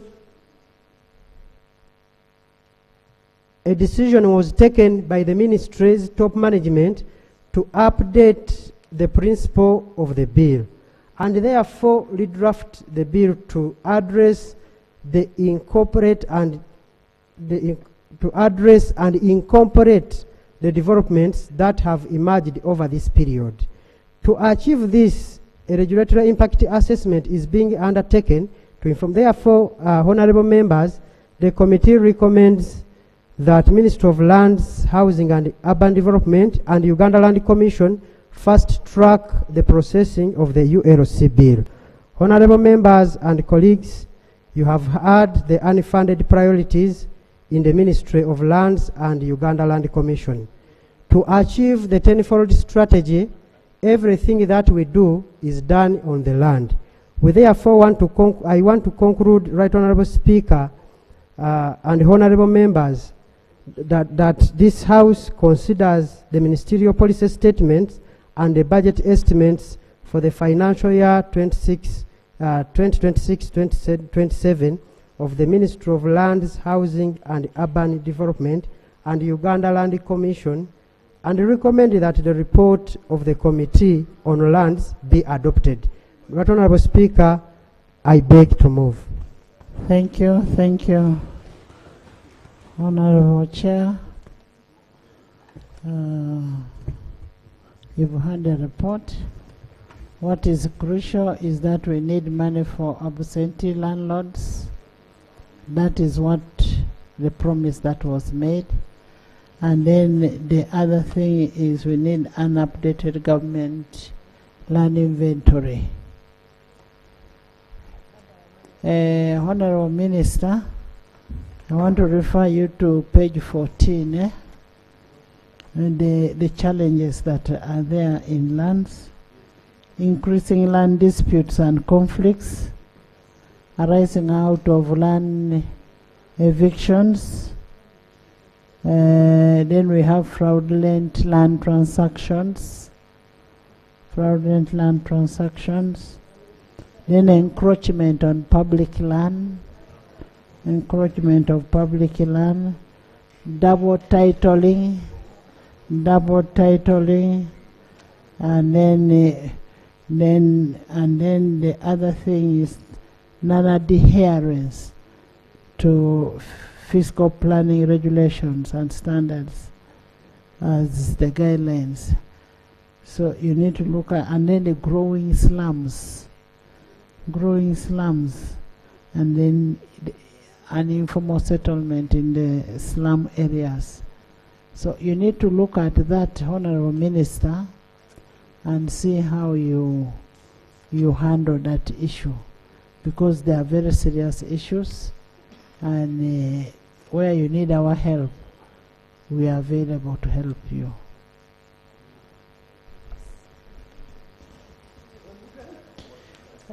All the things have been summarized. I don't see why you're standing.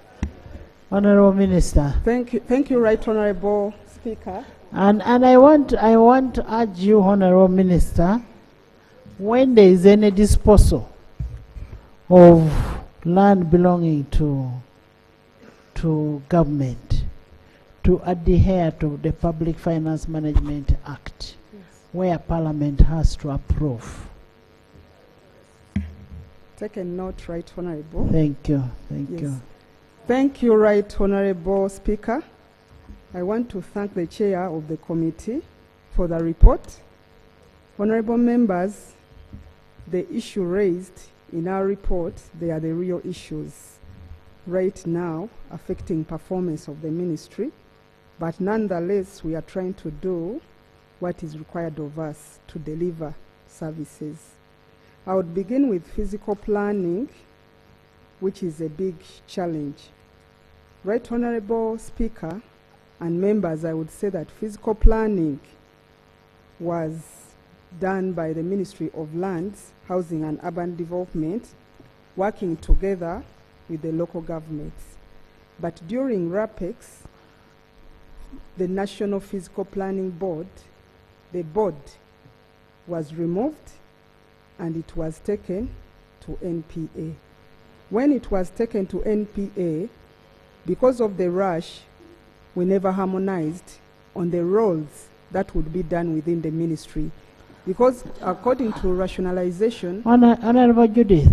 Yes? Much as the board was removed, but the functions remains yours. Yes, yes. It's your mandate. Yes. Nobody can take planning away from you. Yes, Right Honorable. Yes. Yes, Right Honorable. Right now what we are doing, we have a bill which is going to be tabled in Cabinet on Monday to come back to this Parliament to make sure that there is clarity on the roles. But another thing that was affecting fiscal planning was the issue of funding. Right Honorable Speaker, in a year, fiscal planning would get less than £1 billion. Yet, according to the laws that were made by this Parliament, the country is a planning area. The entire country is a planning area, meaning that from our villages, we need to plan up to the top. And what we did within this term, which is ending, we managed to deliver on the National Physical Development Plan that would act as a guide. That is a document which we have delivered 2022 to 2040. And having done the National Physical Development Plan as a guide, now the districts, the municipalities, the town councils, and our villages have to follow within the plan that we approved and passed. What we are asking, Right Honorable, right now, that after passing the law, then Parliament and Finance gets us the money. Because fiscal planning should be the activity that is done before anything is put on the land. Even where we are anticipating that in 20 years, this is where we want to be, at least we should have a plan on paper and in an area physically known to all the leaders and the population within that jurisdiction. So that is where we are as on fiscal planning. And what we know, we have already harmonized with the Prime Minister, and now it will be to Cabinet to send us to you, so that the bill is executed and passed into a law. The challenges you have talked about in our report, they are the challenges. The land disputes, what we do community engagements. We do community engagements, but also some of the cases are in courts. Where cases are in courts, at times we may not have much to say. We try to engage the Chief Justice and the Principal Judge, but when real action is not taken in courts of law, cases can take between 10 to 15, even 30 years in courts of law without being determined. And when they are still in court, remember, activities can be taken on ground.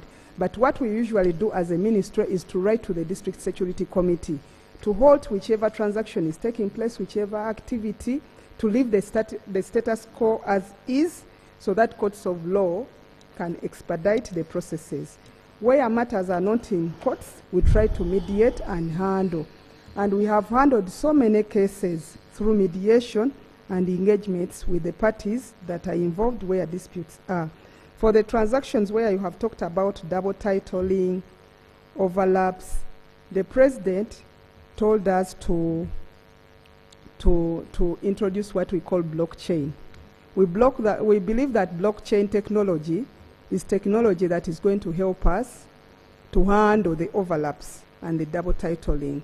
Because for it uses artificial intelligence, and it can sense where there are overlaps and double titling.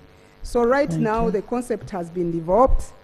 The company was already identified, and we are working with them to help us streamline the land registry, to make it digital but also authentic, and a registry that can be believed in by the public and we, the users. Encroachment on public land. Right Honorable Speaker, public land is prone because of the public servants who are in those governments. Because first of all, the District Land Board is responsible for protecting the public land. Then we have the land officers in those districts. And we have the area land committees who are mandated that before giving away any public land, you have to go and inspect. But what you find, if somebody has money, goes to and corrupts all these institutions. And at the end of the day, by the time information comes to us as a ministry, land was given away, and we have to recall that these district land boards are independent and they are constitutionally set up to manage public land. So now what we are trying to do, we want to amend the Land Act so that we streamline on the roles. It is the Right Honorable Speaker to give you that clarification. Is it me? Right Honorable Speaker. So public land encroachment, we need to work together. We need to work together as teams, and UMPs who come from these respective districts where land is being taken, to ensure that at least our eyes are on that land, to ensure that there is protection, but also to ensure that where you need help, you come to the ministry or you go to police for enforcement and also protection. MZOs, Right Honorable Speaker, MZOs do the work that comes from the Area Land Committee and also the District Land Boards. It's a chain. There is the Area Land Committee, that's where the activities begin. From the Area Land Committee, the activities go to the District Land Board. The District Land Board has a composition of all officers who are mandated to manage land. So if they approve and make that approve and send to the MZO, before you blame the MZO, first blame the structure which was given authority to manage land, but at the end of the day, they make a no objection and send the files to the MZO. When such files are sent to the MZO, what the MZO do is to process titles, because they are trusting your agencies, the District Land Boards and also the Area Land Committee. Honorable Minister, I think what you also need to do is to identify all the land belonging to government and you title it. Title all the land, because you don't need, you are the authority that does the titling, you don't need money to title, a lot of money to title that apart from small facilitation. So let's first have all that land titled, and so that we know it belongs to government. When you start making noise, when you shout, I will not give you people to talk. Please, please. Right Honorable Speaker, we have tried to title some government land, working with the district leaders. And now, what you have heard, titling of public land, we needed some little resources, and it is still an unfunded priority according to the financial year 2026-2027. But that would not stop us from going ahead. We would be doing it, but we are going to be moving at a slow pace because we are constrained with the resource envelope. Another thing I wanted to talk about, encroachment on Honorable, forest do you reserves. have the inventory of all government land? That's what we are trying to build, Right Honorable Speaker. We have some information, but we cannot take it to be authentic unless we verify and begin to cross-check whether what has been given What actually to you us. need to do, land is very precious. And what you may need to do as a committee and the ministry, get the inventory together.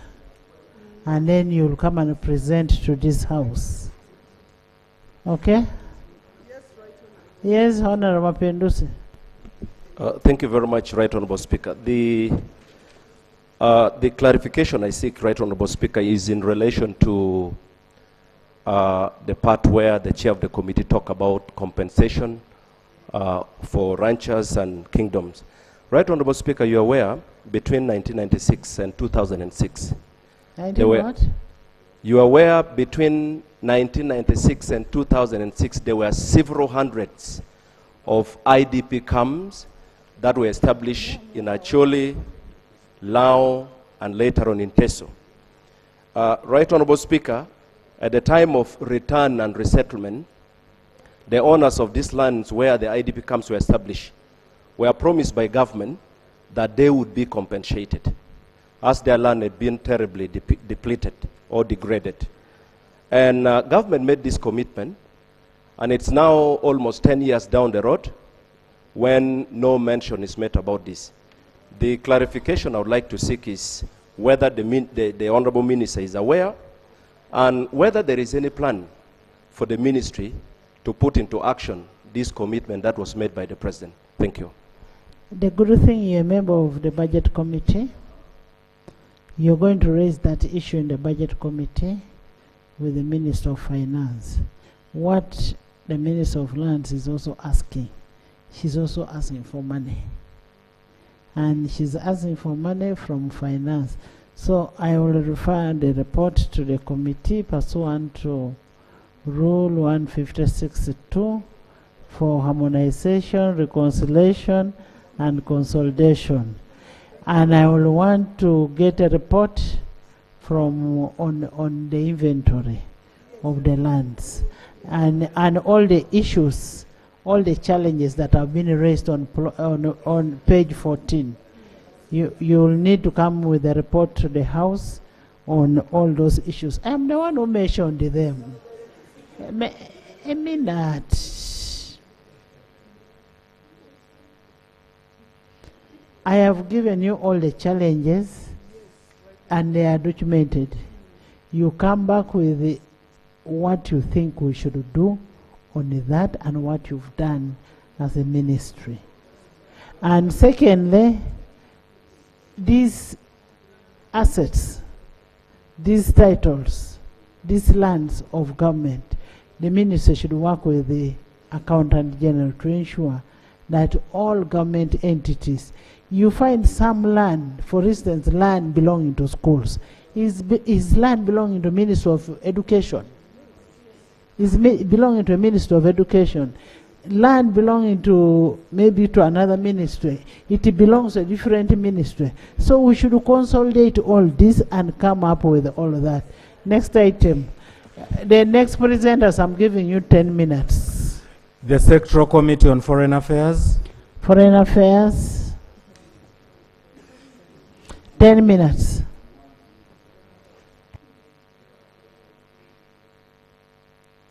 Why what?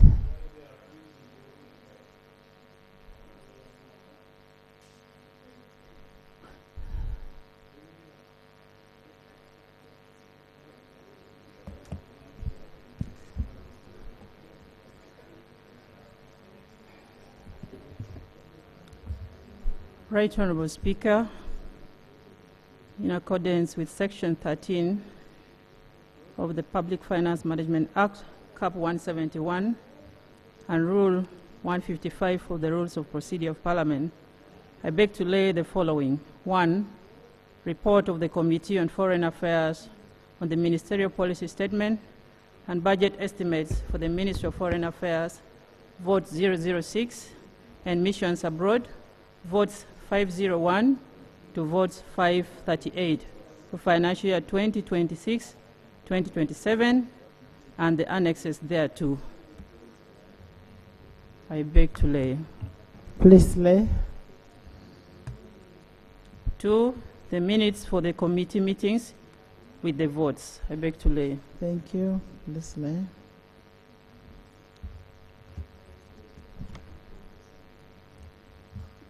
Right Honourable Speaker and Honourable colleagues, the report of the committee covers the Ministry of Foreign Affairs, Vote 006, and 38 missions abroad, with vote status 501, 538.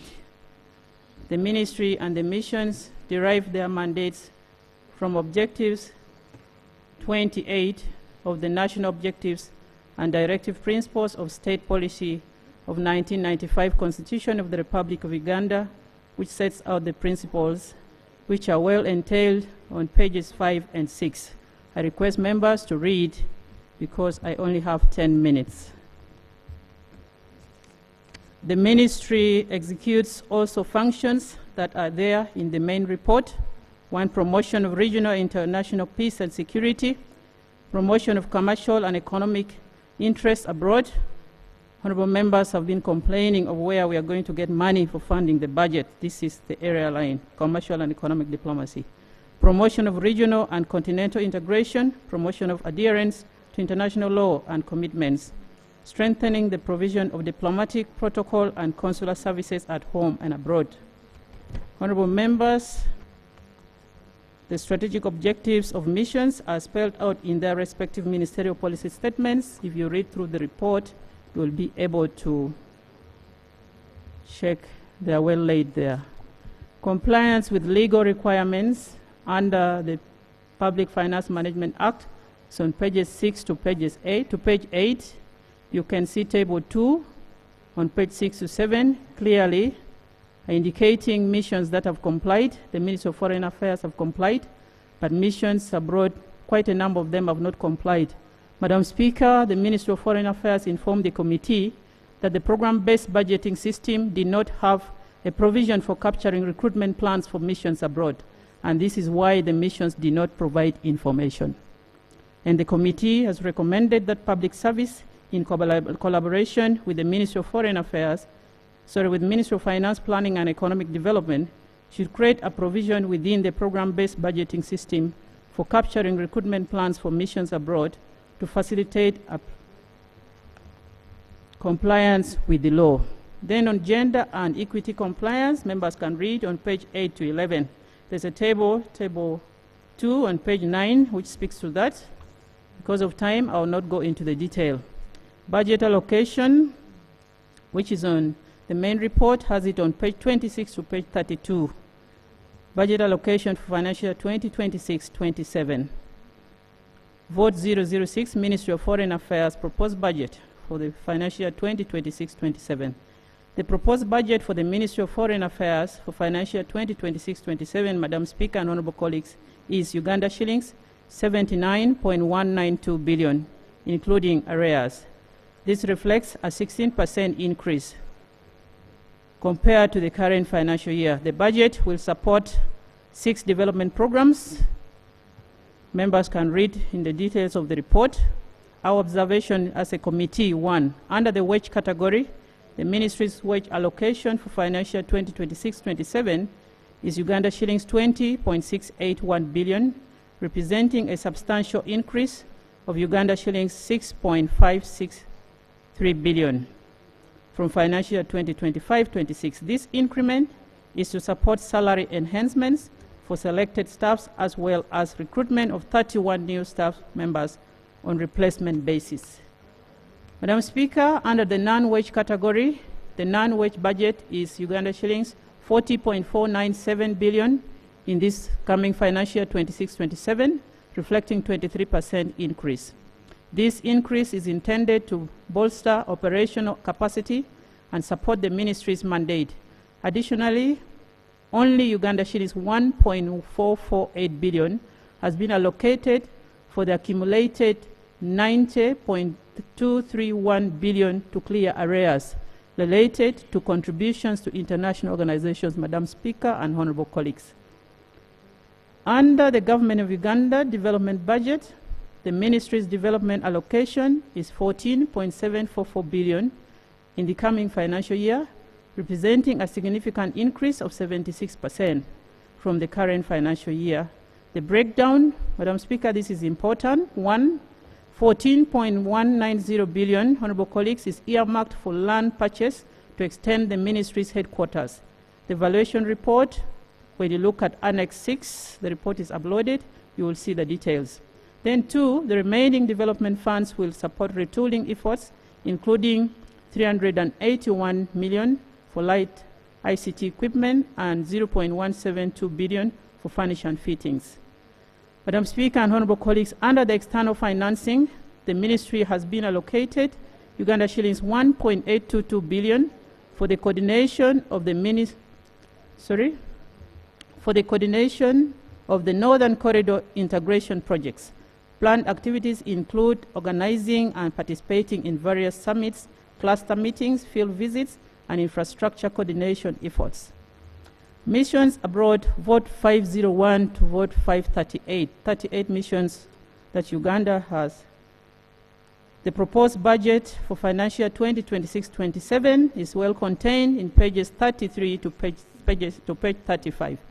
The proposed aggregated budget for missions abroad for financial year 2026-27, Madam Speaker, is 442.493 billion, representing a 9.56 increase compared to the current financial year. The budget will support development programs that are highlighted from A to H. Honorable colleagues can read on pages 33 to page 35.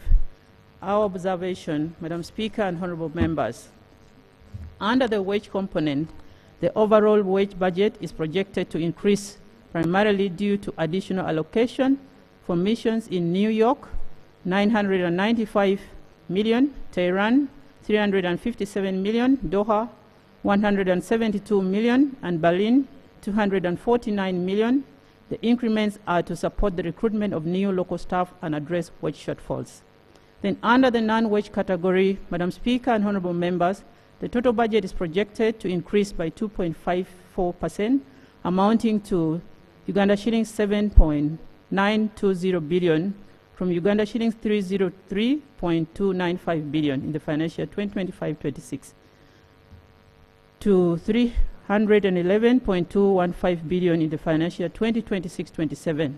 15 missions have received additional funding, while 10 missions have maintained their current budgets. However, Madam Speaker and colleagues, 13 missions including Ottawa, Abuja, Washington, Cairo, Addis Ababa, Riyadh, Rome, Berlin, Moscow, Juba, Bujumbura, Kuala Lumpur, and Mombasa have experienced budget reductions. Madam Speaker, under economic and commercial diplomacy, there has been a 15% reduction in funding, decreasing from 113.25 billion in financial year 2025-26 to Uganda shillings 96 billion. I refer you to page 41, Honorable Chair, 55. Did I you now say, go to Honorable Chair, did you say we have a mission in Rome? Yes, right, Honorable Speaker. Do we have a mission in Rome? Yes. It is in Berlin. Madam Speaker. In Rome, we use Berlin. Madam Speaker, we have a mission. No. And you got a budget cut under economic and commercial That diplomacy. is Italy. Italy. Italy. Rome does not have, unless you want to, you're opening a mission in Rome. I am. Italy. In this list, I did not read Rome. Italy is not Rome. I am just a regular visitor there, so. We have a mission in Rome. No, we don't. An ambassador there as well. No, we don't. The mission for Rome is the one in Berlin. The ambassador of Italy is not the ambassador for Rome. I am just making a small correction because I am a regular visitor there. Thank you. Because when we are going to Rome, we have to have the ambassador of Berlin. But I know there is a proposal to have a Vatican embassy. Thank you, Madam Speaker. I was reading under non-wage category where I read the list of different missions abroad, and I read Rome. Among them Rome separate, which we don't Berlin have. Separate, yes, and Moscow separate, and the others. Rome should be replaced with Italy. We don't have in Rome. We have an ambassador there. No, we don't. Right, Honorable Speaker, maybe you're talking of Vatican. The embassy we have in Berlin is the one overseeing Rome. Right, Honorable Speaker, just from the records The here. ambassador of the ambassador that we have in Italy. There is a difference between Italy and Rome. Oh, right, Honorable Speaker. Yes. Ambassadors are accredited to countries, it is true, not to cities. I agree with you partially. But Uganda has an embassy in Italy. Rome representing which hosts the Ugandan embassy that represents the interests of Uganda in Italy as a country. In Italy. Yes, but what I don't know is the one of the Vatican, because the Vatican is an independent country and government. Whereas the Vatican is also encompassed in Rome as a city, but it's an independent country. That one is managed by Benin. All right. Maybe you want one for Vatican in particular.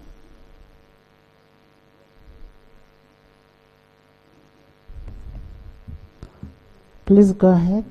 Thank you, Madam Speaker.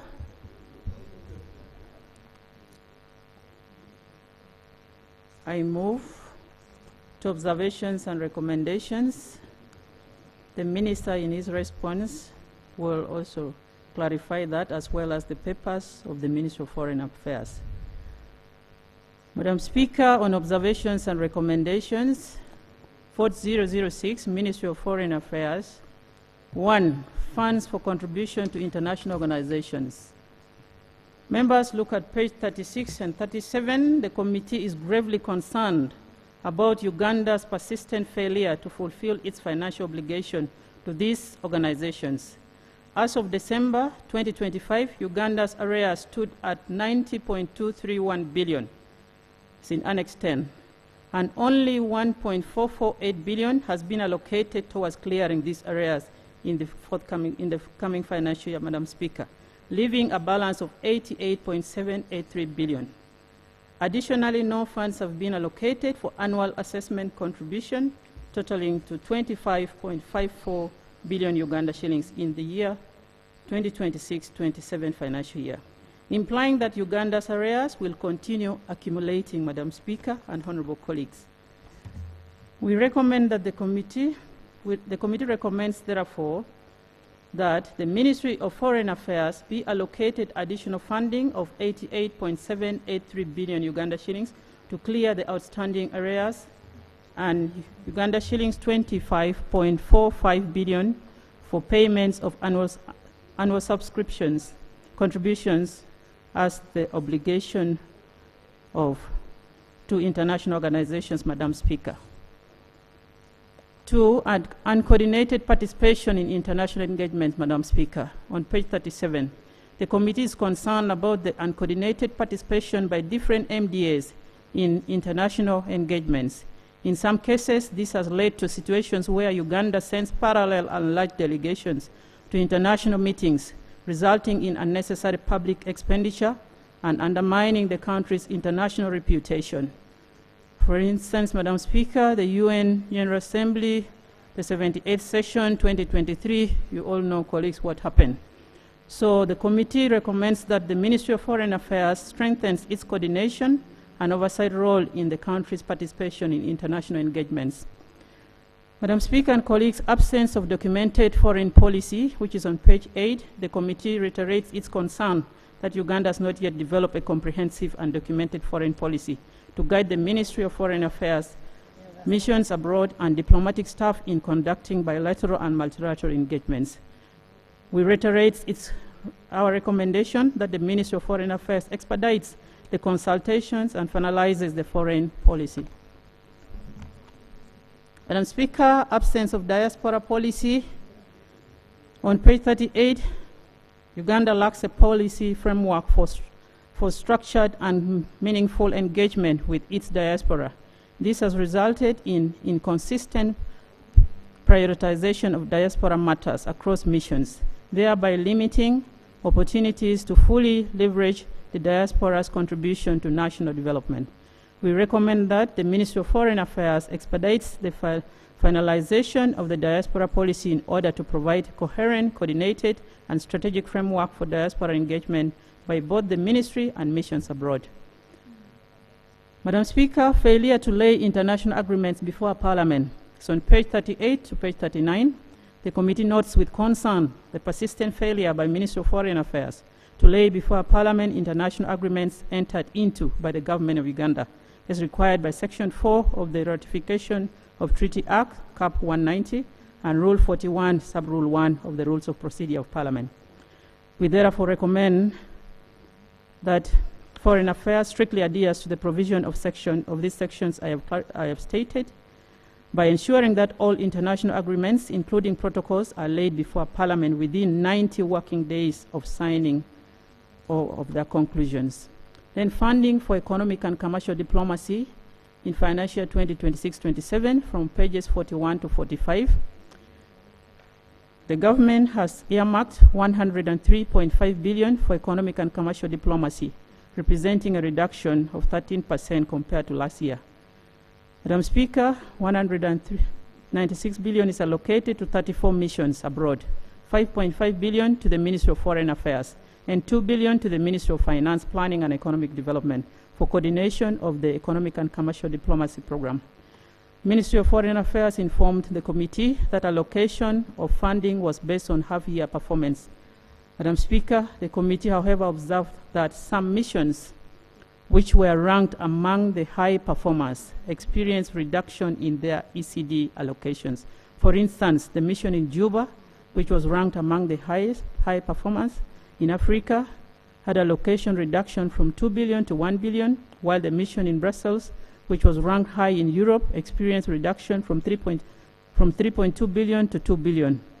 Madam Speaker, the committee recommends that the Ministry of Foreign Affairs enhance transparency in the allocation of ECD funds by ensuring that the criteria used for allocation is clearly communicated, well understood by all missions, and consistently applied across all missions abroad.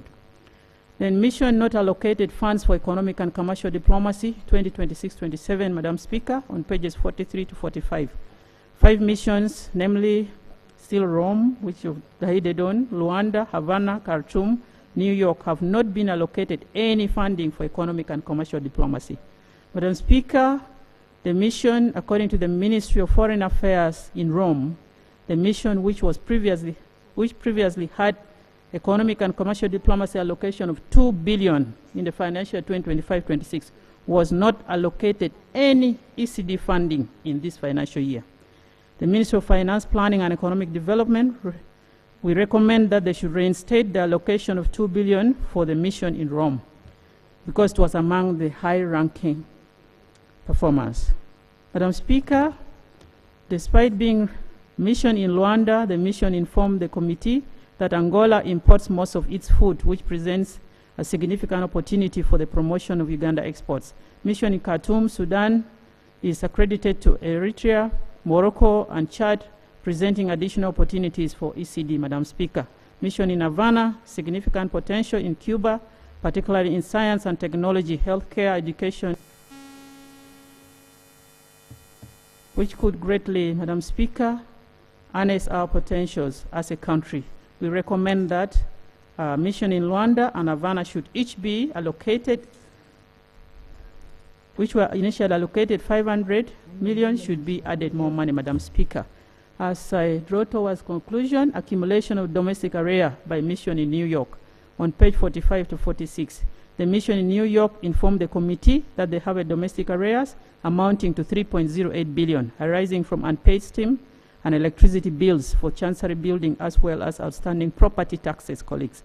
The mission indicated that these arrears were disclosed in its financial statement for financial 2023-24, 24-25, and that all relevant documents were submitted for verification to the ministry. The committee recommends that the Ministry of Foreign Affairs verifies the arrears and thereafter submit them to Ministry of Finance for prioritization. Then additional funding for Uganda participation in African Union Peace and Security Council meetings. Madam Speaker, on page 46, we recommend that the mission in Addis Ababa be allocated additional 500 million because they require 1 billion. They have only made provision for 500 million, Madam Speaker. Then contingency plan for missions in volatile security environments. The committee notes that DRC, Sudan are operating in increasingly volatile and unpredictable security environments. In addition, missions in United Arab Emirates, Qatar, Saudi Arabia, which were previously considered secure, are now exposed to security risk arising from the ongoing conflicts in Iran. The Ministry of Foreign Affairs presented contingency plan aimed at ensuring the safety and security of diplomatic staff and Ugandan nationals and to guarantee the continuity of missions operations. The committee urges the mission to remain on high alert to take appropriate contingency measures in the event of any escalation in the security situation in order to guarantee the safety and security of diplomatic staff, their families, and Ugandan nationals within those accredited areas. Then proposed temporary relocation of operations of our mission in Tehran because of the security situation there. The committee accordingly recommends that the government considers temporarily relocating the operations of our mission in Tehran to any of the countries of accreditation until the security situation in Iran normalizes, Madam Speaker. Honorable colleagues, delayed settlement of the compensation claimed by diplomatic staff in Khartoum. Madam Speaker, page 49, during consideration of the MPS financial year 25-26, the mission in Khartoum informed the committee that 5 of its diplomatic staff lost personal properties, including vehicles, clothing, and other things. Madam Speaker, during the war in Sudan in April 2023, following the incident, the mission submitted compensation claim to the Ministry of Foreign Affairs amounting to 518 million. However, to date, the claim has not been catered for. We recommend that the Office of the Chief Government Valuer expedites the valuation process of the properties of the affected staff so that they are compensated. Then, Madam Speaker, additional funding for renovation of mission property. The mission in Pretoria requires 2.5 billion for renovation of the official residence. The property has a leaking roof. The committee visited Pretoria, experienced this, and therefore we recommend an additional 2.5 billion be allocated to the mission in Pretoria to facilitate urgent renovation of the official residence. And Right Honourable Speaker, additional funding for retooling of missions. Vehicles for missions in Kigali, mission in Havana, and ICT equipment in Pretoria, furniture fittings for missions. Madam Speaker, our mission in Abu Dhabi, the figures are well stated in the report with Annex 18.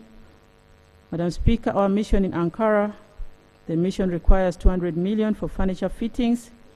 We made a general recommendation that the mission in Kigali be allocated an additional 225 billion for procurement of the utility van.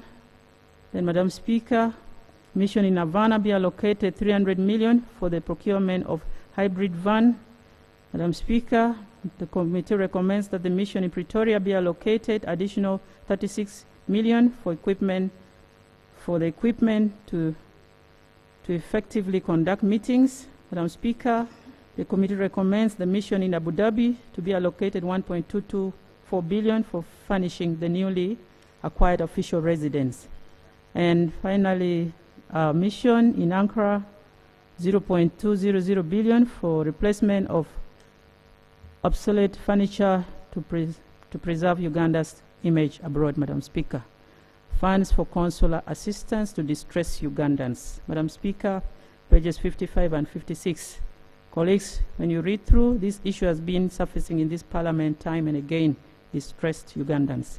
The committee notes that the missions in Riyadh, New Delhi, Kuala Lumpur have an exceptionally high demand for consular services due to the large population of Ugandan migrants. Madam Speaker, workers in the Middle East and the increasing cases of human trafficking in some parts of Asia. We therefore recommend that the mission be allocated additional funding in the financial 26-27 as follows. Riyadh be allocated Uganda shillings 220 million for the establishment of a shelter for distressed Ugandans or in major cities across countries of accreditation, and Uganda shillings 250 million for procuring a law firm to represent 300 Ugandans in prison and migrant workers with labor-related disputes, Madam Speaker. Mission in New Delhi be allocated 1.2 billion for repatriation and other costs for over 300 Ugandans girls who overstayed there. The committee met these girls, interacted with them, they're in dire need of coming home, Madam Speaker. The mission in Kuala Lumpur be allocated 500 million for rescuing over 1,000 Ugandans trafficked to Asian countries under the mission's area of accreditation, especially Cambodia and Myanmar, Madam Speaker. Then staffing gaps at the mission on page 57. Colleagues, the recommendation is that the Ministry of Foreign Affairs and Ministry of Public Service should expedite the review of staffing structure for missions abroad and thereafter engage the Ministry of Finance, Planning and Economic Development to secure the necessary budgetary allocation for filling critical positions in subsequent financial year. Then absence of substantive heads of mission, Madam Speaker. The committee is concerned about the continued absence of substantive heads of missions in Nairobi, Tehran, Abuja, Ottawa. This situation undermines the effectiveness of these missions as it limits their ability to engage in the highest diplomatic levels and negotiations and agreements and make timely and independent decisions. Madam Speaker, on this particular one, we recommend that the Ministry of Foreign Affairs continues to engage the appointing authority on the need to appoint substantive heads of missions for the above-mentioned missions, Madam Speaker. Then, Madam Speaker, allowance for home-based staff travel allowance, Madam Speaker, the rates that are decided upon in the country does not. Madam Speaker, the missions have requested the committee that the night allowance rate equivalent to $30, which is applicable to officers traveling within Uganda, and which the Auditor General expected the missions to apply, was inadequate given the high cost of living in many of the capitals of the host countries. The Ministry of Foreign Affairs informed the committee that it brought this matter to the attention of Permanent Secretary, Ministry of Public Service, and was awaiting response. The committee recommends that the Ministry of Public Service provides clear guidance to missions on the applicable night allowance rates for inland travel within the host country. The rates should be reasonable, reflecting the cost of living in the host countries. Madam Speaker, delayed allocation of land to the government of Burundi on page 56 and 60. The committee notes that the chancery for the mission in Bujumbura, Burundi, was constructed on land donated by government of the Republic of Burundi in 2021, on the understanding that government of Uganda would also allocate land to the government of Burundi in Uganda for the construction of its chancery. However, to date, the government of Uganda has not reciprocated, Madam Speaker. The committee recommends that the government, through the relevant ministries and agencies, expedites the allocation of suitable land to the government of the Republic of Burundi in fulfillment of the reciprocal arrangement and to further strengthen the cordial bilateral relations between the two countries, Madam Speaker. Right, Honorable Speaker and Honorable colleagues, I now move to conclude.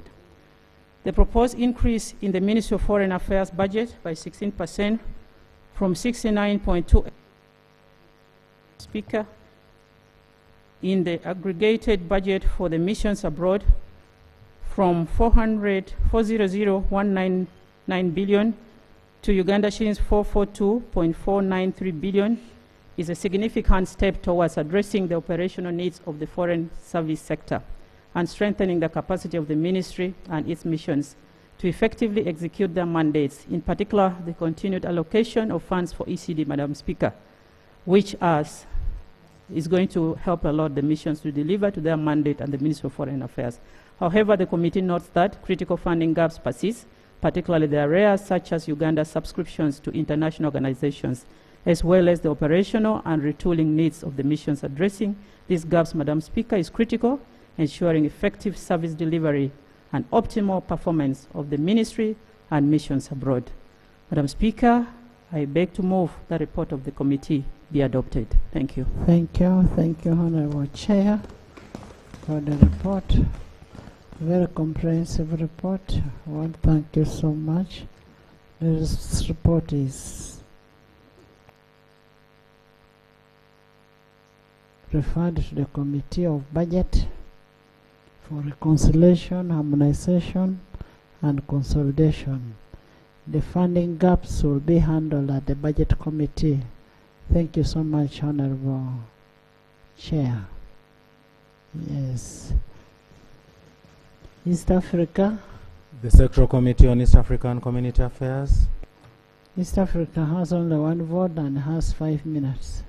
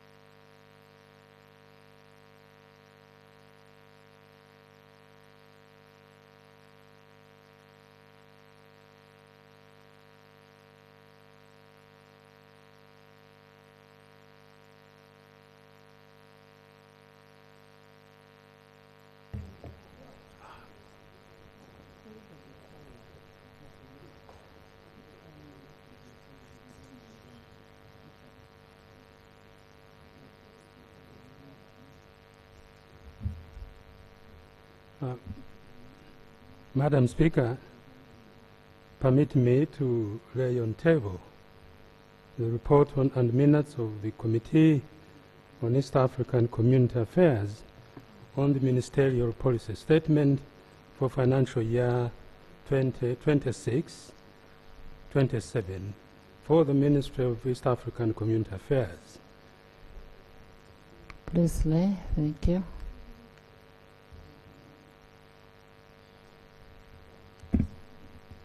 Madam Speaker, the Ministry of East African Community Affairs was established in 2007 by Article 8(3)(a) of the East African Community Treaty, as amended, which enjoins partner states to establish ministries responsible for East African community affairs. According to the treaty, the regional integration process is envisaged to proceed through 4 pillars, namely customs union, common market, monetary union, and political federation. Madam Speaker, on the issue of the Ministry's program objectives, the 4th National Development Plan approved 18 programs for the period 25-26, 29-30, aligned with the program-based planning approach. The Ministry contributes to the achievement of 3 key national development programs, namely governance and security, private sector development, and agro-industrialization.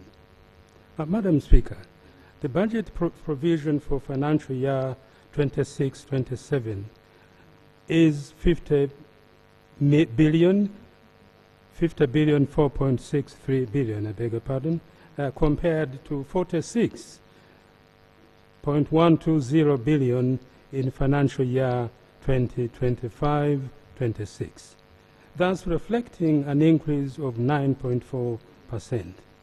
This increase is mainly attributed to increase in non-wage by 15.1% from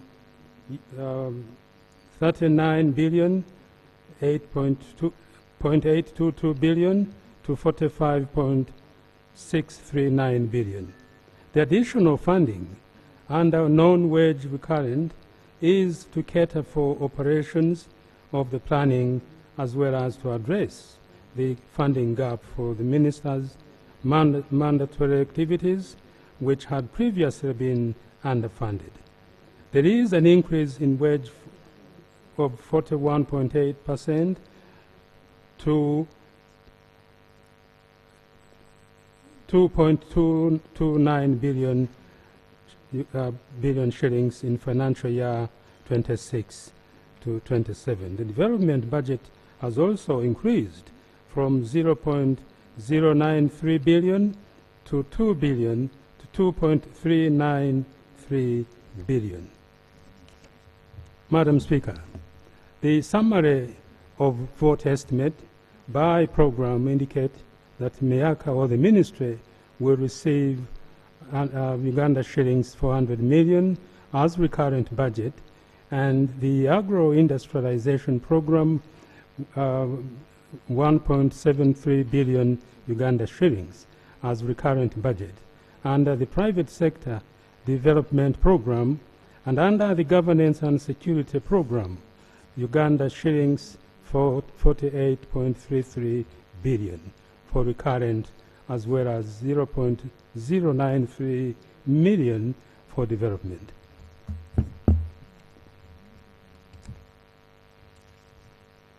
Madam Speaker, by the end of Q2, the ministry had received Uganda shillings to 24.747 billion, a wage of 0.914 billion, non-wage 23.802 billion, development Uganda shillings 0.031 billion, and arrears of 0.22 billion shillings. This represents, Madam Speaker, 53.7% of the total budget, approved budget.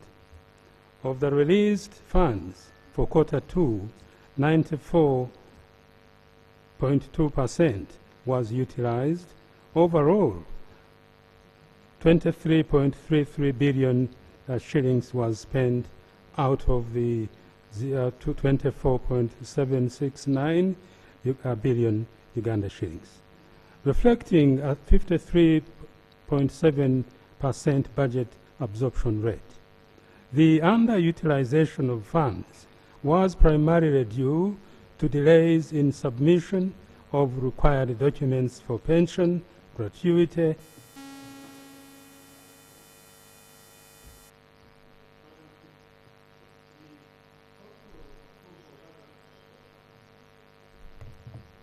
beg your pardon, Madam Speaker, the total approved budget was Uganda shillings 46.12 billion. What has been released so far is indicating an overall release rate of 53.7%. 0.190 billion budget was spent on agro-industrialization, 0.70 was spent on private sector development, and 0.810 on governance and security. Madam Speaker, the key achievements for half the year relate to coordinated participation in a number of conferences and summits, coordination, national participation in concept development conference, regional meetings that were undertaken, and so on. The principal challenges, Madam Speaker, relate to release of funds, continuous increase in prices from inflationary pressures, inadequate resources to undertake effective public awareness, slow pace of ministries, departments, and agencies in amending their respective national laws, and failure by Uganda to attend some regional meetings due to lack of enough resources. Madam Speaker, the committee has made the following observations and recommendations. On Performance Indicator Action Plan, the committee recommends that the Ministry of East Africa, together with the Ministry of Finance and Economic Development and National Planning Authority, reviews the indicators to ease tracking them. On Kiswahili, Madam Speaker, the committee recommends that the budget provisions for Kiswahili language popularization be increased. On payment of East African Community gratuity and pension for former employees of East African Community, the committee recommends that the Auditor General expedites the re-verification process for the former employees of defunct East African Community organs to enable them access their payment. On Mediation Agreement Act 1984, Madam Speaker, the committee recommends that the Attorney General, together with the Ministry, come up with regulations to offer guidelines on payment of pensioners of the defunct East African Community. On non-payment, on non-operational East African Community Protocol on Peace and Security, the committee recommends that the government advocates for cooperation between partner states through cooperation frameworks, as well as binding agreements to all partner states. There is also need to form joint patrols operating in border areas to curb border conflicts and smuggling. On non-operational customs union and common market, Madam Speaker, the committee recommends that the Ministry fast-tracks removal of both tariff and non-tariff barriers across member states to ease the cost of doing business within partner states, which will widen the market. It also should advocate for sanctions and punitive actions towards non-compliance to ESC protocols and policies. The committee further recommends that the Ministry fast-tracks the removal of these non-tariff barriers across the region to allow free trade within the region. On payment of East African Community Legislative Assembly legislators by respective member states, the committee recommends that this new development requires that the Ministry of Finance provides adequate budget to address this emerging issue. Madam Speaker. Honorable member, if the members of Parliament of Yala are to be paid locally, doesn't that money go to Parliament?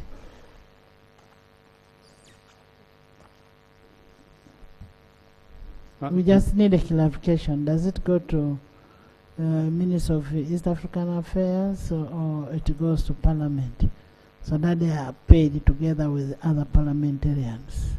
Madam Speaker, that is a very recent development. I think those concerned have not given direction about what exactly. Because that is under legislation. It is. Madam Speaker, on several barriers faced by agriculture and livestock cross-border trade, the committee recommends that the ministry works hand in hand with Ministry of Agriculture, Animal Industry and Fisheries under the Agro-Industrialization Program to fast-track establishment of testing laboratories, deploy quality assurance managers from relevant agencies for verification of goods at the borders. There is also need, Madam Speaker, to construct quality control infrastructure for handling agricultural exports at inspection points, National Agricultural Food Safety Laboratory and support centers, export animal quarantine, holding ground and abattoir facilities, land border quarantine stations, land border export inspection facilities. And in addition, Madam Speaker, there is need to empower agricultural officers to be able to issue agricultural export certificates to ease the cost of doing business by traders.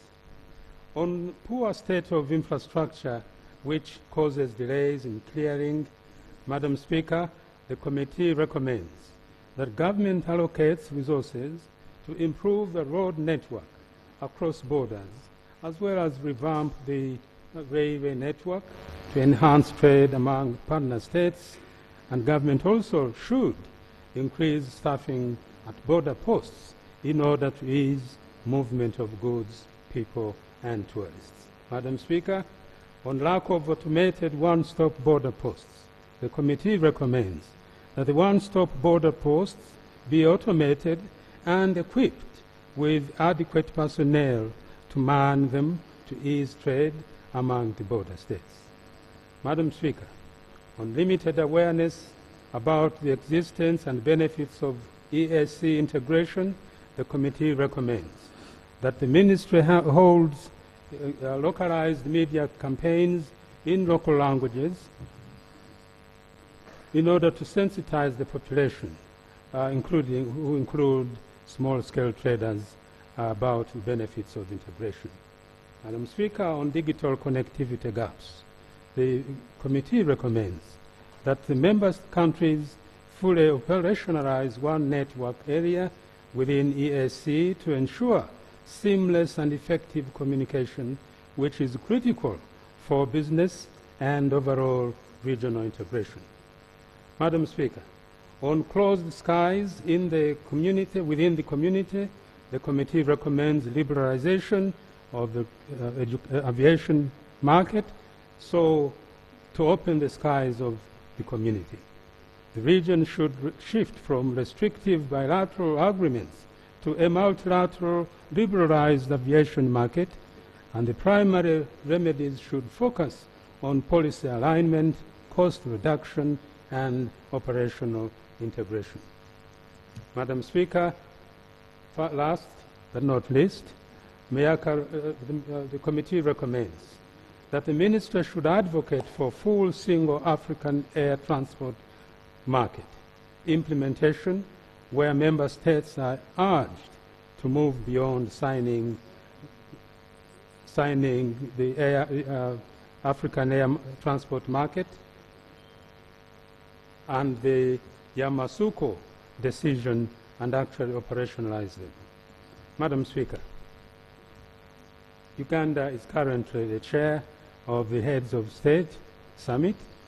This development has additional responsibilities for Uganda.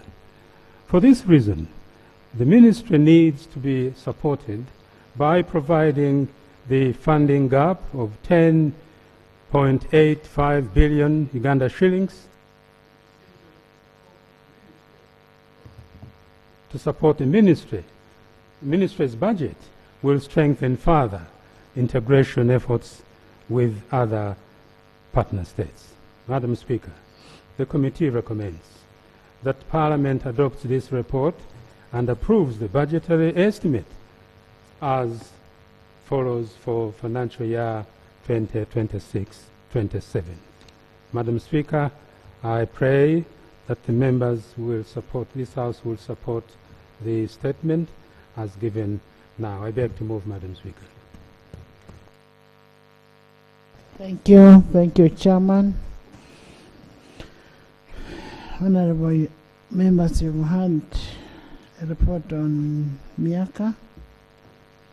We refer this report to the Committee of Budget for harmonization, consolidation, and reconciliation. Thank you. The Sectoral Committee on Presidential Affairs. On education. Presidential has just entered. The Sectoral Committee on Education and Sports.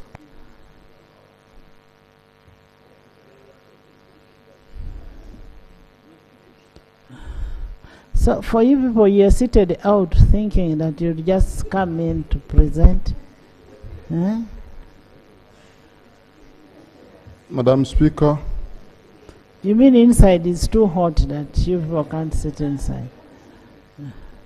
I would like to lay down the minutes from the Committee on Education and Sports during our budget process. The reports for the Committee on Education and Sports on the Ministerial Policy Statement and Budget Estimates for financial 26, 27, 2030 to 2031. Madam Speaker, I'm going to begin on page 15. The rest are just narrations. Page 15, we look at half-year performance for Vote 013, Ministry of Education and Sports, for financial 25-26. That first page has the details. Then page 16 has key highlights as at half-year performance for financial 26-27 for the votes in the Education, Sports and Skills program. Madam Speaker, when we go to page 17, what is clear there I would like to mention is about operationalization of Busoga and Bunyoro universities. And this one is something that I must report as per that page, that the Busoga University is almost complete and awaiting for operationalizing, and Bunyoro University has construction to take place.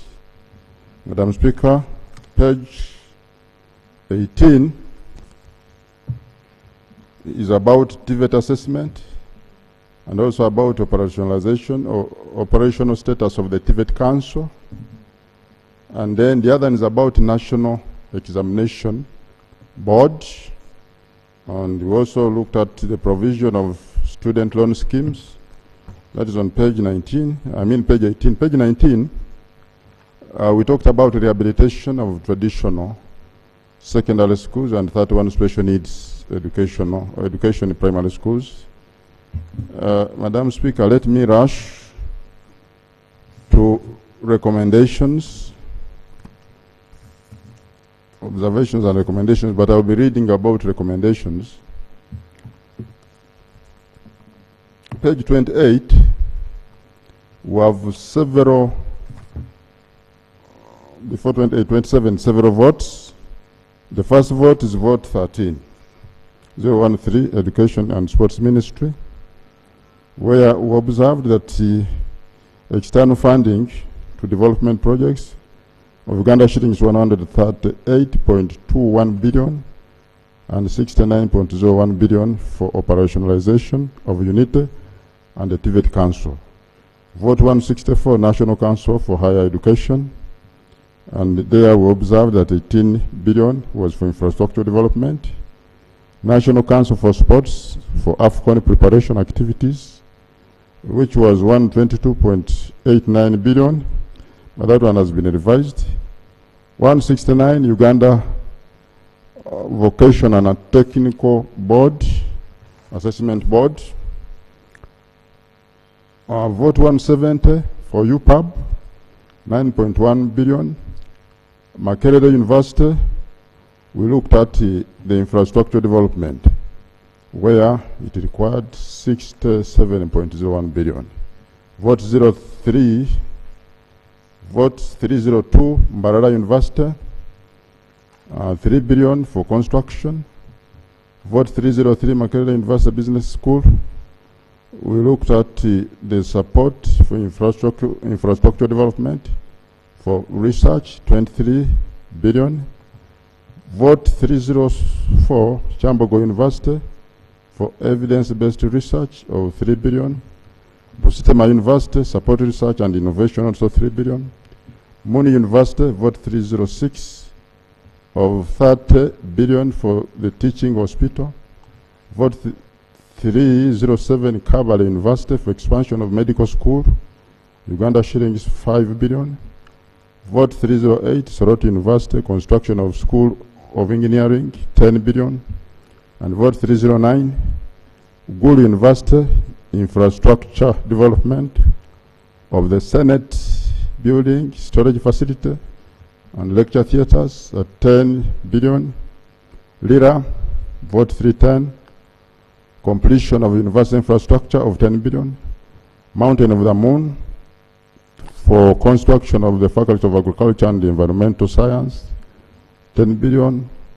And then 612 for local government, that was construction or enhancement for primary and the arts teachers, which was 535.01 billion. Now when we move to page 29, I think those are narrations. Page 30, those are tables you can read. I'm rushing to go to our recommendations.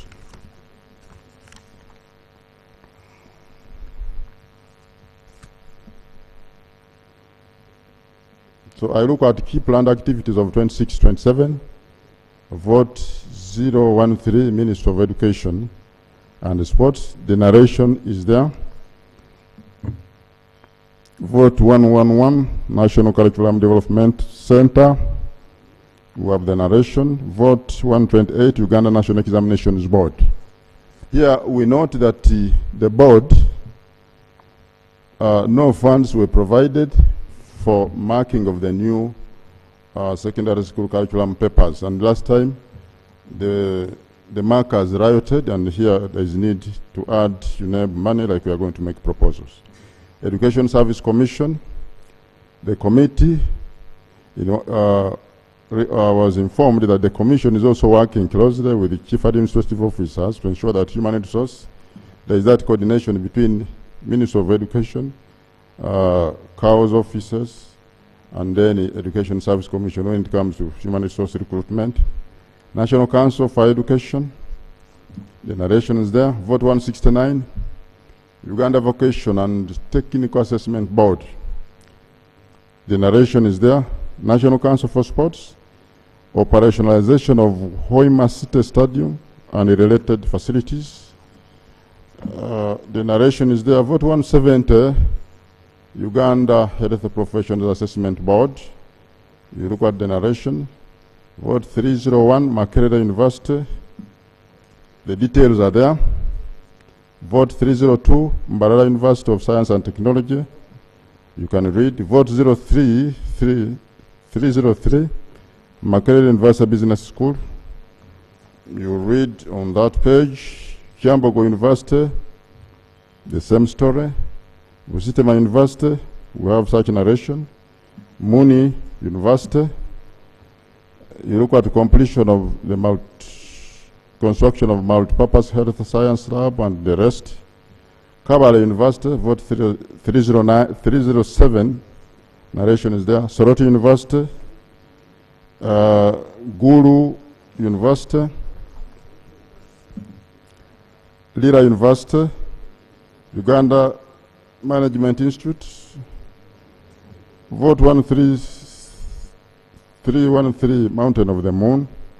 You can read. Observations. Madam Speaker, we had general observations, and it was observed that the sub-program was allocated 989.82 billion at the time of finalization of the draft estimates. And of course we have the U-learning there, the AFCON narration is there. However, there are key critical activities within the sub-program that remain unfunded, yet are critical in the attainment of the set targets within the 5-year NDP4. These are implementation of free and compulsory UPE, which continues to be underfunded at 309.16 billion.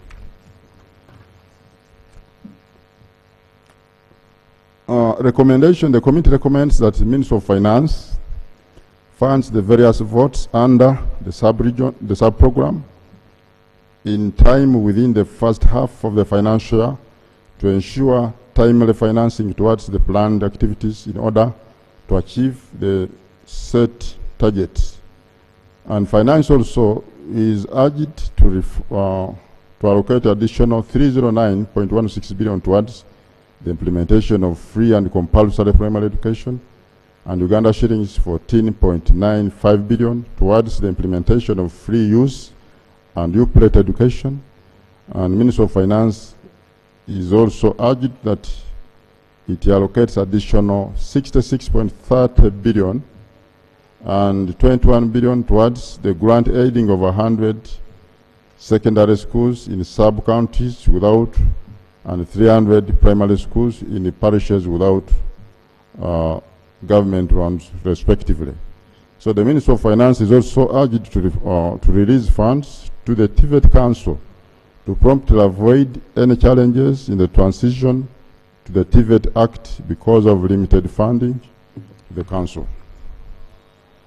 Vote 013, Minister of Education and Sports.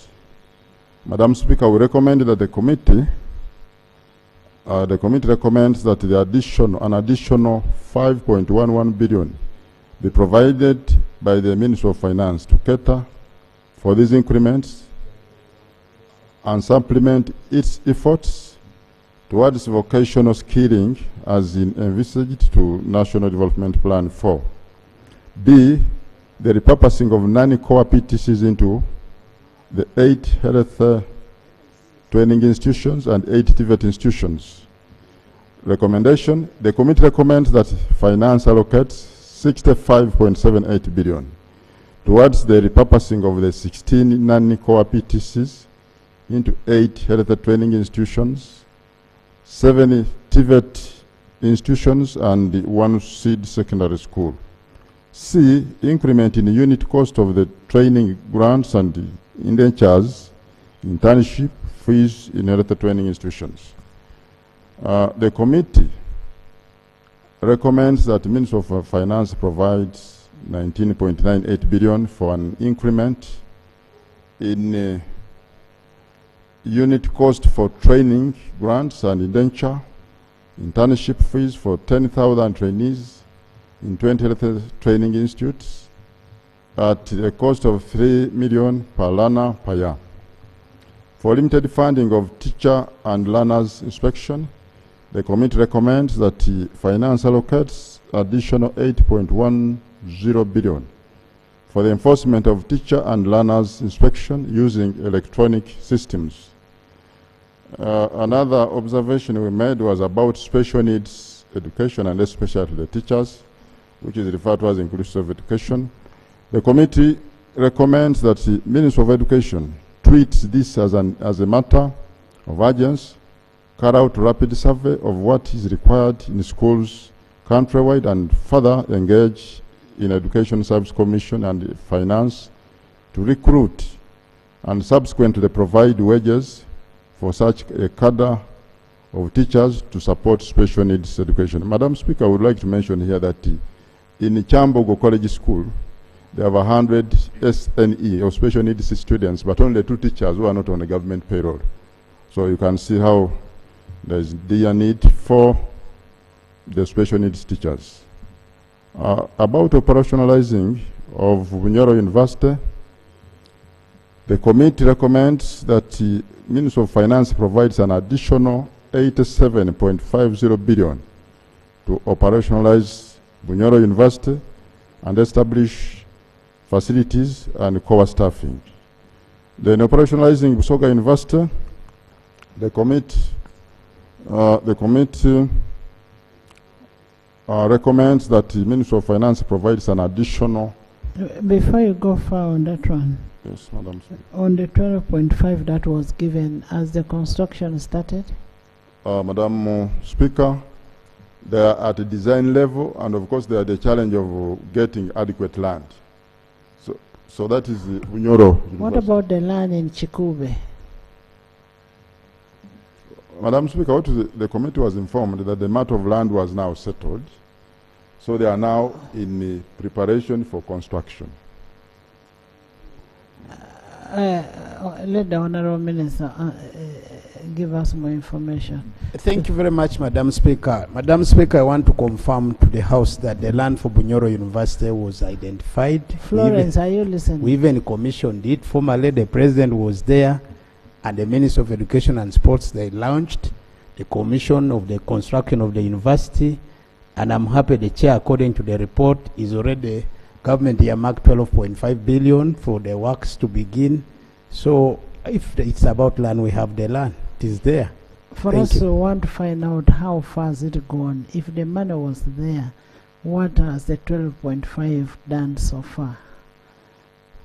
Madam Speaker, as far as I'm concerned, that money was already earmarked to the governing council, which governing council is working on the design, and at the same time we are finalizing on the contractor to get down on the ground. There are two companies which had been earmarked based on the guidance given to us, that is either UPDF Engineers Brigade or the National Enterprise Corporation. So that is where we are. But what I can promise the House, that the works will begin as soon as possible. What I was requesting, of course, that we needed almost an investment of about 100 billion, but what's available now is about 12.5 billion. I thank you. How much has finance given you on Bunyoro University? Madam Speaker, what finance has given now is for the next financial is about 12.5 billion. How much? 12.5. Additional 12.5. Yes. Okay. And how much has been given for Bunyoro, for Busoga University, if I Busoga? may answer for him, is 19.5 billion. Okay. So, Madam Speaker, for the two universities, Busoga University is now ready for operationalization according to what we have seen. The National Council for Higher Education has provided. So we're waiting for resolution from Honorable Guang that the university can start. So when do we have that resolution? Because we have children who cannot move to Madam Speaker, I want to pledge that the resolution will come out within the course of this month. I promise on behalf of my senior minister. Thank you. Okay, thank you. Thank you very much, Honorable Minister. That was on Busoga and Bunyoro University. Then, rehabilitation of UPDF formal educational schools. Madam Speaker, allow me make an emphasis that when budgeting, we have always glossed over the issue of the UPDF schools and even the police schools, that they are really in a dire state. And last time they had only 39, but nothing was done. So the committee recommends that finance allocates 54.5 billion in a phased manner within an initial allocation of 10 billion under the MTEF to ensure sustained improvements focused on providing quality and sustainable education for all students. I'm not going to mention about the police primary schools where land grabbing is taking place, where there is a lot of... Madam Speaker, we were in Chibuli school. It is not only police, even other schools like in Nakasero. Madam Speaker, it is very okay, but what perturbed the committee in Nsambia police children's school, the goons come and even grab shoes from the pupils. Yes. And yet it is on police land and the policemen are nearby. So that is something that, Madam Speaker, we propose that the Committee of Education and the Committee of Defense and Internal Affairs sit jointly and look for a solution. It's a bit, the head teacher tells you that they come and grab shoes and even shirts. And do what with it? They take away and the land. Kids, yes. The land. No, the land. The land is not grabbed yet, but that's where it is like. Okay. Okay, let's continue, Madam Speaker. Examination. These are examination bodies. Vote 170. The Health Professionals Assessment Board. The committee recommends that the finance allocates an additional 2.67 billion to UPAB, and with the Sector Skills Expert Committee and TVET providers to update the curriculum. 2, the committee recommends that the Ministry of Finance provides additional 1.04 billion for conducting research to inform the assessment and curriculum development functions of the board. Madam Speaker, the other one is about infrastructure and institutional capacity. The committee recommends that the finance allocates 10 billion in financial 26-27 to kickstart the construction of an office block for the board, which will house its offices, simulation labs, and specialized equipment. Another one is about digitalization of the board operations.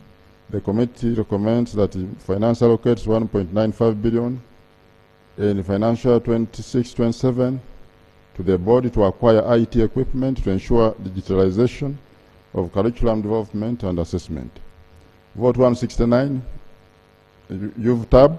The committee recommends that the Ministry of Finance provides additional 13.03 billion to address underfunding on the mandate of TVET curriculum development. Vote 128, Uganda National Examinations Board. The committee recommends that Finance provides 8.3 billion for assessing the comprehensive-based curriculum, stock continuous assessment for USE aligned curriculum. The other one is on enhancing field conduct of examinations. The committee recommends that Finance provides additional 8.45 billion to cover the increased daily transport cost and supervision for the UNEB officials and markers. Then about marking, the committee recommends that the Finance Ministry provides an additional 6.52 billion to increase examination marking fees to attract the right number of examiners. On ICT infrastructure, the committee recommends that Finance adds 8.60 billion to cater for the establishment of a business continuity and disaster recovery site.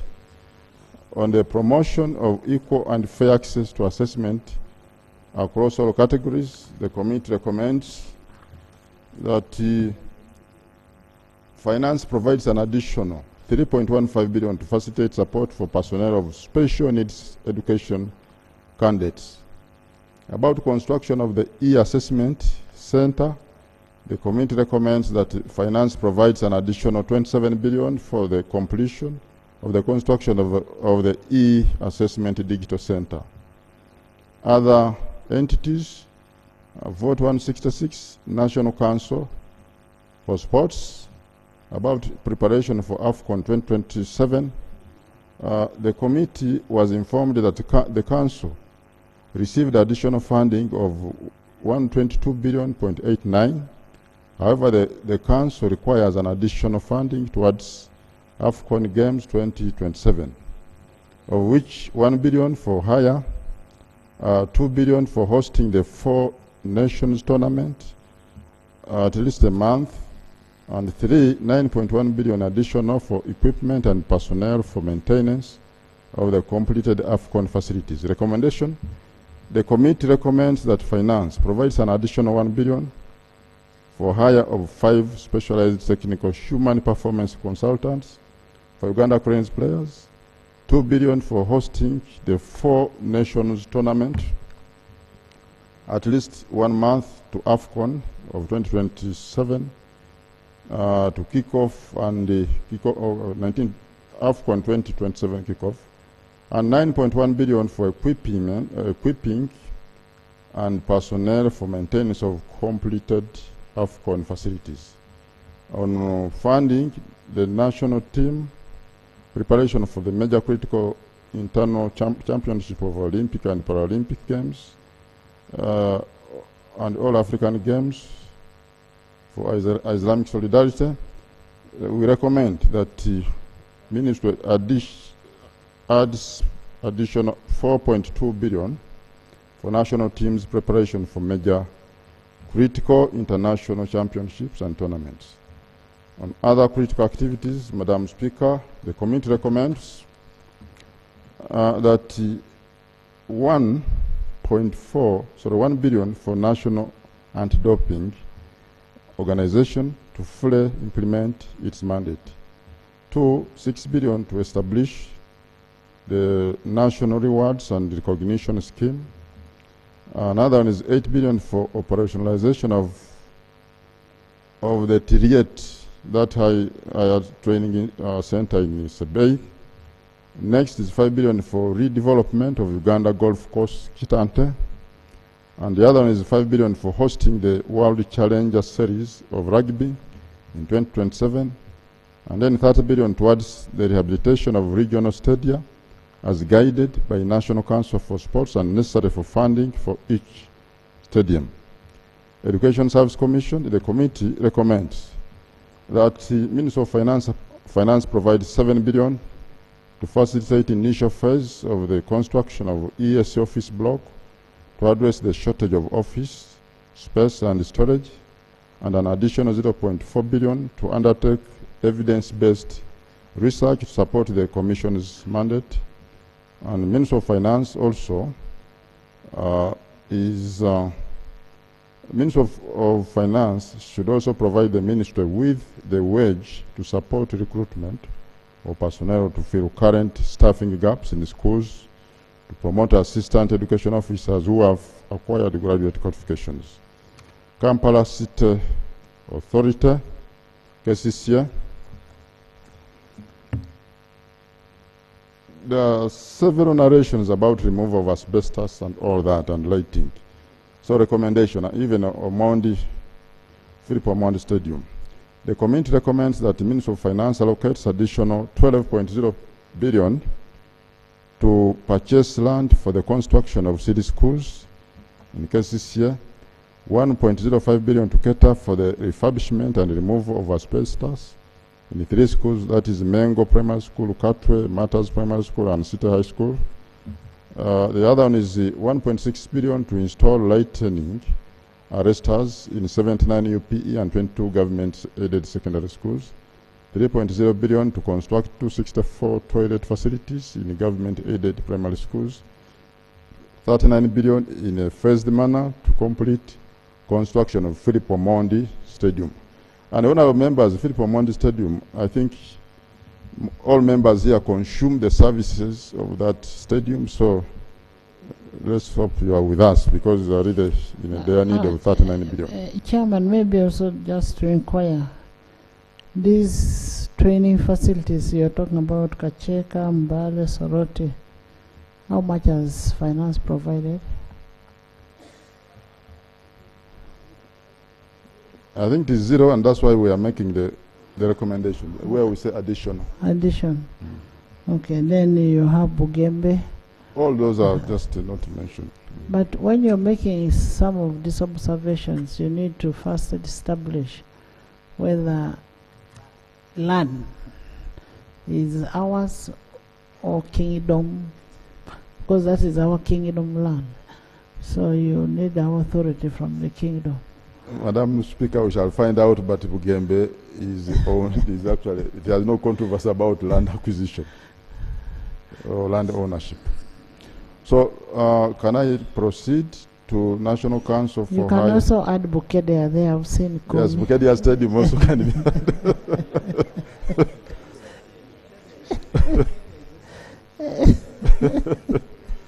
I am only asking the criteria that was used to determine those other areas. So the minister is going to give us the criteria. So can I proceed, Madam Speaker? National Council Please continue. National Council for Education, the committee recommends that the Ministry of Finance allocates 13.814 billion in a phased manner to enable National Council for Higher Education to undertake all interventions as per the funding gap. Vote 111, National Curriculum Development Center. Of course, National Curriculum Development Center has issues domestic areas, finalization of the teacher's resource book, and other critical and funded activities. Recommendation: the committee recommends that the finance allocates an additional 3.5 billion towards development of A-level curriculum, 4.08 billion for development, printing, and the countrywide distribution of the curriculum documents for the renewed lower primary curriculum and even secondary, 0.810 billion to the center to cater for the accumulated areas, 4.7 for finalization of the development of teachers' resource book, and the Uganda shillings 1.8 billion for purchase of vehicles for staff, 2.15 billion for recruiting or recruitment of staff. Public universities, these are general issues, Madam Speaker and honorable members. Yes. And the committee recommends that the government commits to addressing the persistent issue of underfunding in public universities to at least operate at an average of 50% staffing level. Next on the page, the committee recommends that the finance allocates sufficient funds to be commensurate with the number of government-sponsored students, to avoid situations in which the university has to use its operational funds, to provide the students with allowances, living out allowances, and to apply for a supplementary budget each financial year. The government, through the various public universities, should harmonize the students' food and living out allowance to avoid agitation by other students. Another one, Madam Speaker, is about Makerere University. The committee recommends that finance allocates 1.269 billion to handle renovation of its water and sewage system across the main campus, as well as the renovation of Welcome Trust, New Avenue, and Query Flats. 7.55 billion towards outsourcing cleaning and security guard services. From Kyambogo University, the committee recommends that the Uganda Land Commission and Ministry of Lands, Housing and Urban Development undertakes a comprehensive land audit to resolve overlapping tenure conflicts. 2, the committee also urges finance to allocate 28.58 billion in a phased manner for recruitment of academic staff in the medium term to bring the staffing level to at least 50%. Gulu University, the committee recommends that the finance allocates an additional 2.902 billion to cover shortfalls arising from salary harmonization, 18.643 billion in the mid-term to increase the university's staffing level to at least 50%, 28.441 billion for completion of construction of Gulu Constituent College in Moroto, 12.815 billion to complete construction of the Business and Development Center. For Muni University, Madam Speaker, we recommend that the Ministry of Finance allocates 14.698 billion towards the completion of the various construction projects which have stalled at the university, and 15.302 billion towards kick-starting of the construction of the teaching hospital. Mbarara University of Science and Technology, the committee recommends that the finance allocates additional 35.43 billion towards recruitment of staff in the medium term to increase the staffing level to at least 50%, 0.491 for salary scale harmonization for non-teaching staff. Finance also is urged to additionally give 2.8 billion towards retooling of labs, workshops with specialized machinery and equipment for teaching, research, and innovation. Soroti University, the committee recommends that the Ministry of Finance allocates 5 billion for the procurement of the necessary equipment and machinery for instruction of the 3 new engineering courses. Lira University, the committee recommends that finance provides 5.0 billion to promote additional critical staff, 1 billion to cover shortfalls within the welfare facilities, and NSSF, 1.5 billion for research and innovation fund. Kabale University, committee recommends that an additional 3 billion be allocated to university to support its research agenda for 26-27. Bustema University, the committee recommends that finance provides an additional funding of 14.862 billion to increase on its staffing levels from 10% to about at least 50%. 5.2 billion, 5.23 billion for strengthening labs and ICT to provide in the provision of its services of IT. UMI recommendation, the committee recommends that the finance allocates additional 15.2 billion for the construction of the new purpose building at Kampala branch, new classroom office at Mbale branch, and a new classroom office block at Mbarara branch. The committee recommends that finance avails the institute with 2.0 billion to support its research agenda. Makerere University Business School, the committee recommends that additional funding of 2.6 billion for staff recruitment be given to the university. The committee also recommends that finance allocates an additional 3.10 billion to support the research agenda of Mountain of the Moon University. In conclusion, Madam Speaker, I beg to move that the committee or the budget, I beg to move that the budget of the education, sports and skills subsector or sub-program for financial 26-27 be approved as per the draft estimates in table below. I beg to move, Madam Speaker.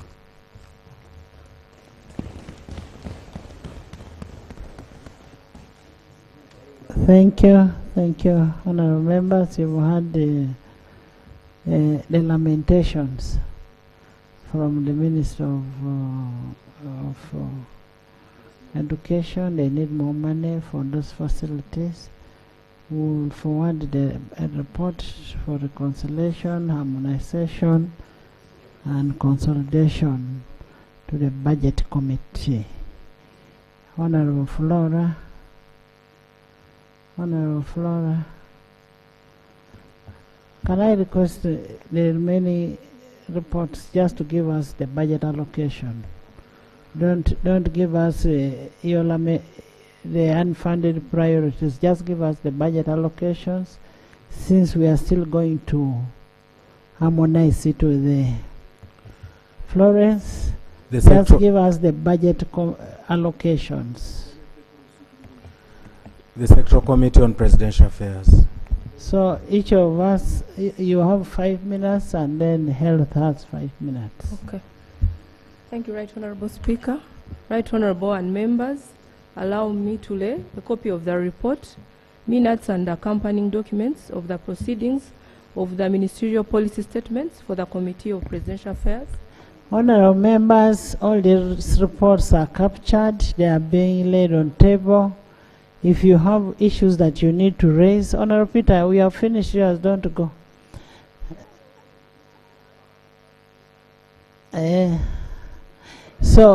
Members, since we have all this, let these people lay on table and only give us the budget allocation, and then in case we have anything that we need to inquire, we follow the report to the Budget Committee. So just give us the budget allocation. Yes, and it will be in the Hansard. Capture everything on the report. I beg to lay. Please, thank you. Right Honorable Speaker and members, in accordance with Article 155 of the Constitution of the Republic of Uganda, 1995, Section 12. Section 12. Florence, go ahead and give us the budget allocation. Okay. Okay. I'm starting with vote 001, Office of the President. The issues are salary enhancement for RDCs.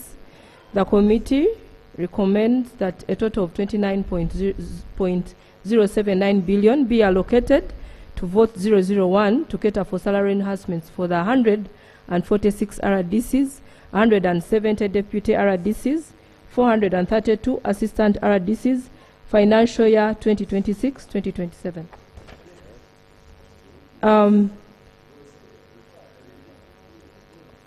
Inadequate office accommodation for RDCs allocation. Committee recommends that 2.80 billion be availed to vote 001 for construction of 4 offices for RDCs. Financial Honorable 2026, Florence, go to the 2027. budget table.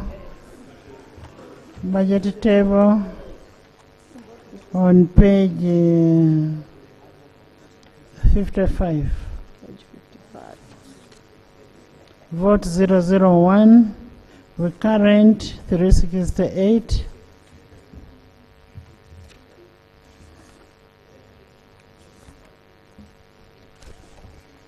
Budget allocations. Vote 001, Office of the President. Recurrent expenditure 368 billion 225 930. Development expenditure 20 billion 124 million. Vote 002, State House. Budget item, recurrent expenditure 453 billion 463 million 715. Development expenditure 27 billion 772 million. Vote 003, Office of the Prime Minister. Budget item, recurrent expenditure 48 billion 940 million. Development expenditure 167 billion 960 million. Vote 023, Minister of KCCA and Minister of KCCA. Budget item, recurrent expenditure 10 billion 457 million. Development expenditure 313 billion 265 million. Vote 107, Uganda AIDS Commission. Recurrent expenditure 25 billion 936 million 453. Development expenditure 557 million. Vote 110, Uganda Industrial Research Institute. Recurrent expenditure 22 billion 506 million 660. Development expenditure 2 billion 893 million 60,000. Vote 112, Ethics and Integrity. Recurrent expenditure 15 billion 659 957,000. Development expenditure 64 million 770. Vote 122, Kampala Capital City Authority. Recurrent expenditure 331 billion 950 million. Development expenditure 517 billion 391 million. Vote 158, Internal Security Organization. Recurrent expenditure 297 billion 897 million. Development expenditure 55 billion 241 million. Vote 159, External Security Organization. Recurrent expenditure 129 billion 612 million. 126. not 126 billion. Thank you, Right Honorable. 612 billion. Development expenditure 15 billion 702 million. Vote 167, Science, Technology and Innovation. Recurrent expenditure 519 billion 334 billion. Development expenditure 76 billion 998 million. Honorable members, that I is beg to move. Thank you. That's the breakdown of presidential affairs. You can go and study and follow this report to the budget committee. And I refer you to the budget committee for harmonization, reconciliation and consolidation. Thank you, Honorable Flora. Health. The Sectoral Committee on Health. And capture it in the Hansard, all these reports.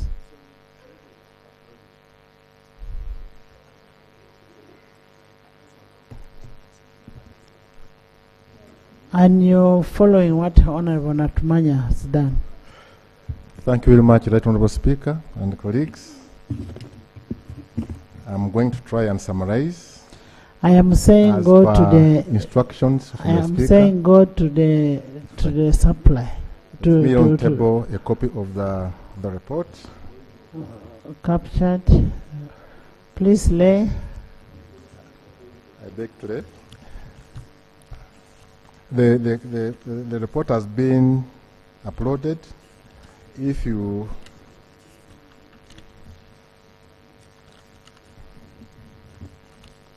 on page 8, we have an overview of the health sector budget. That's page 8. You can see the third column to show the budget estimate for 2026-2027 in billions. The wage we have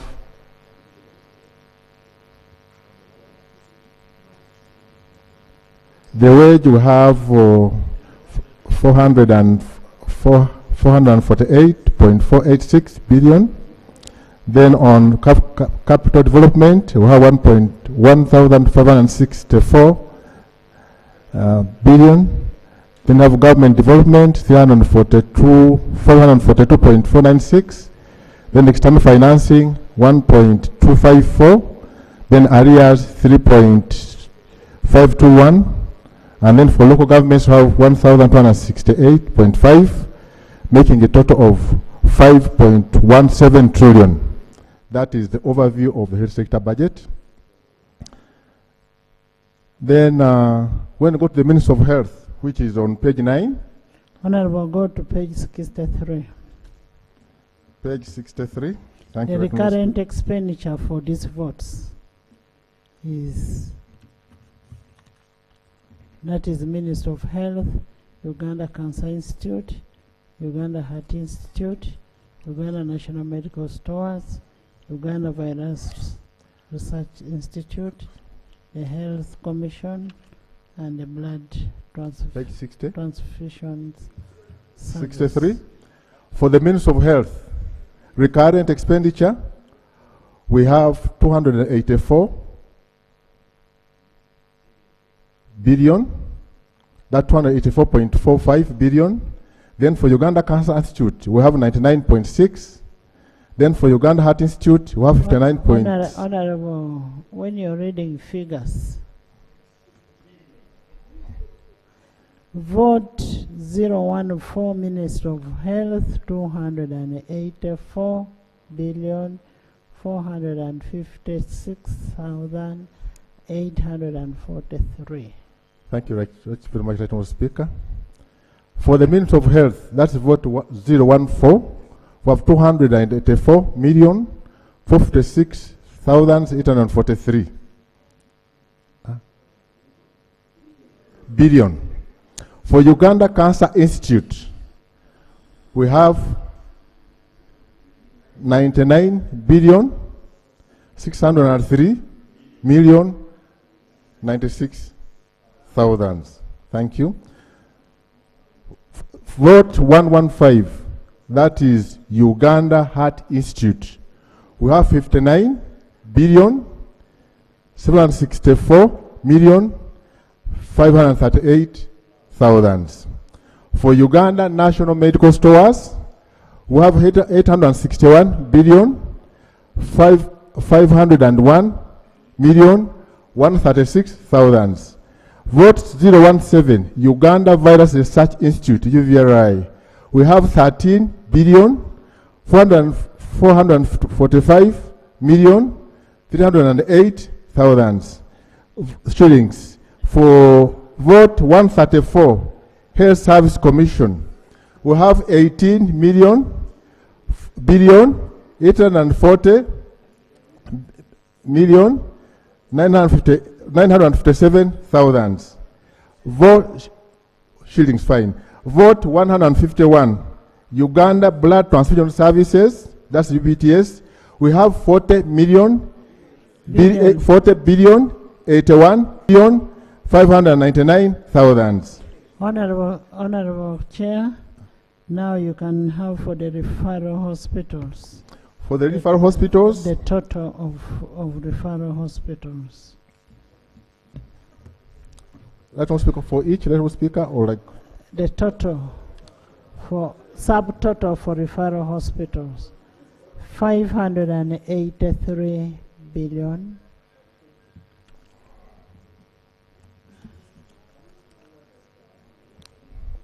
For the subtotal, the current for the referral hospitals, we have 1 trillion. Subtotal is 583 billion 185. I mean 171 million 827, giving a total of 1 trillion 377.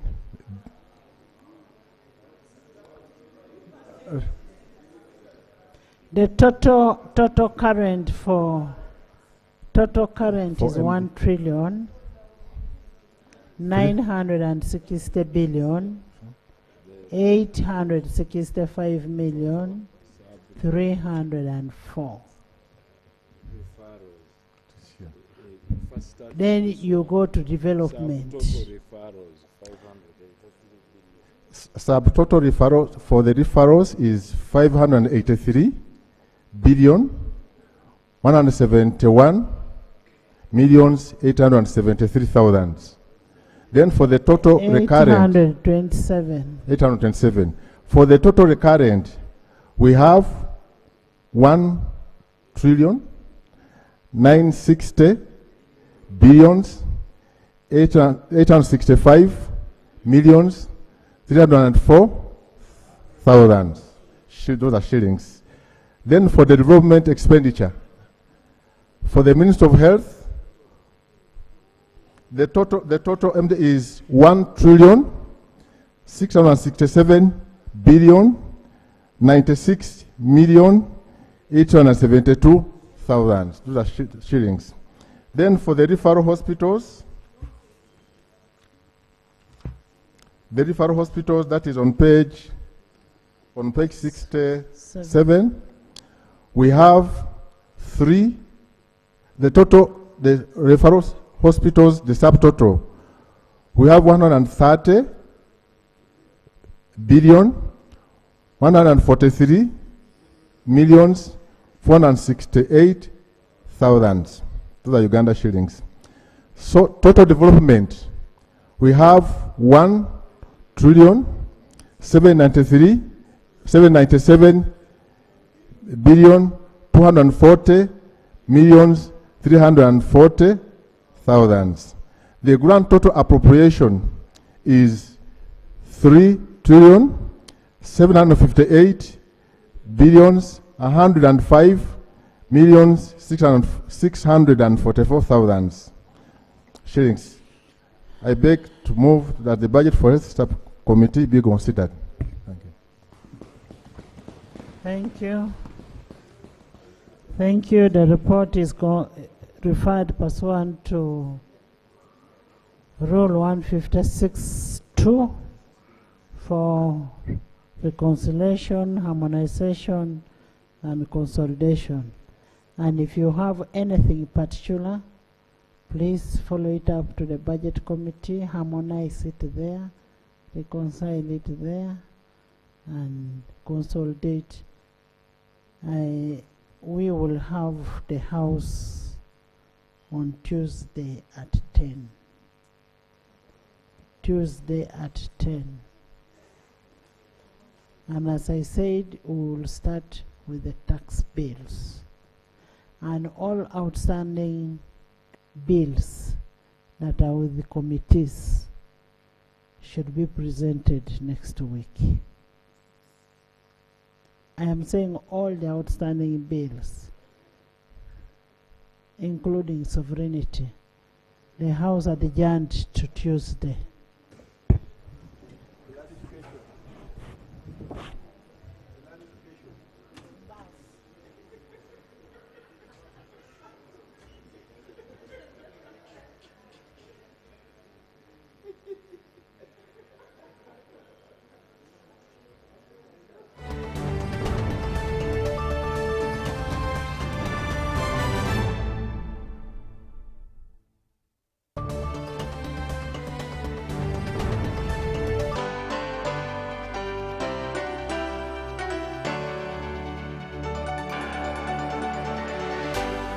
UBC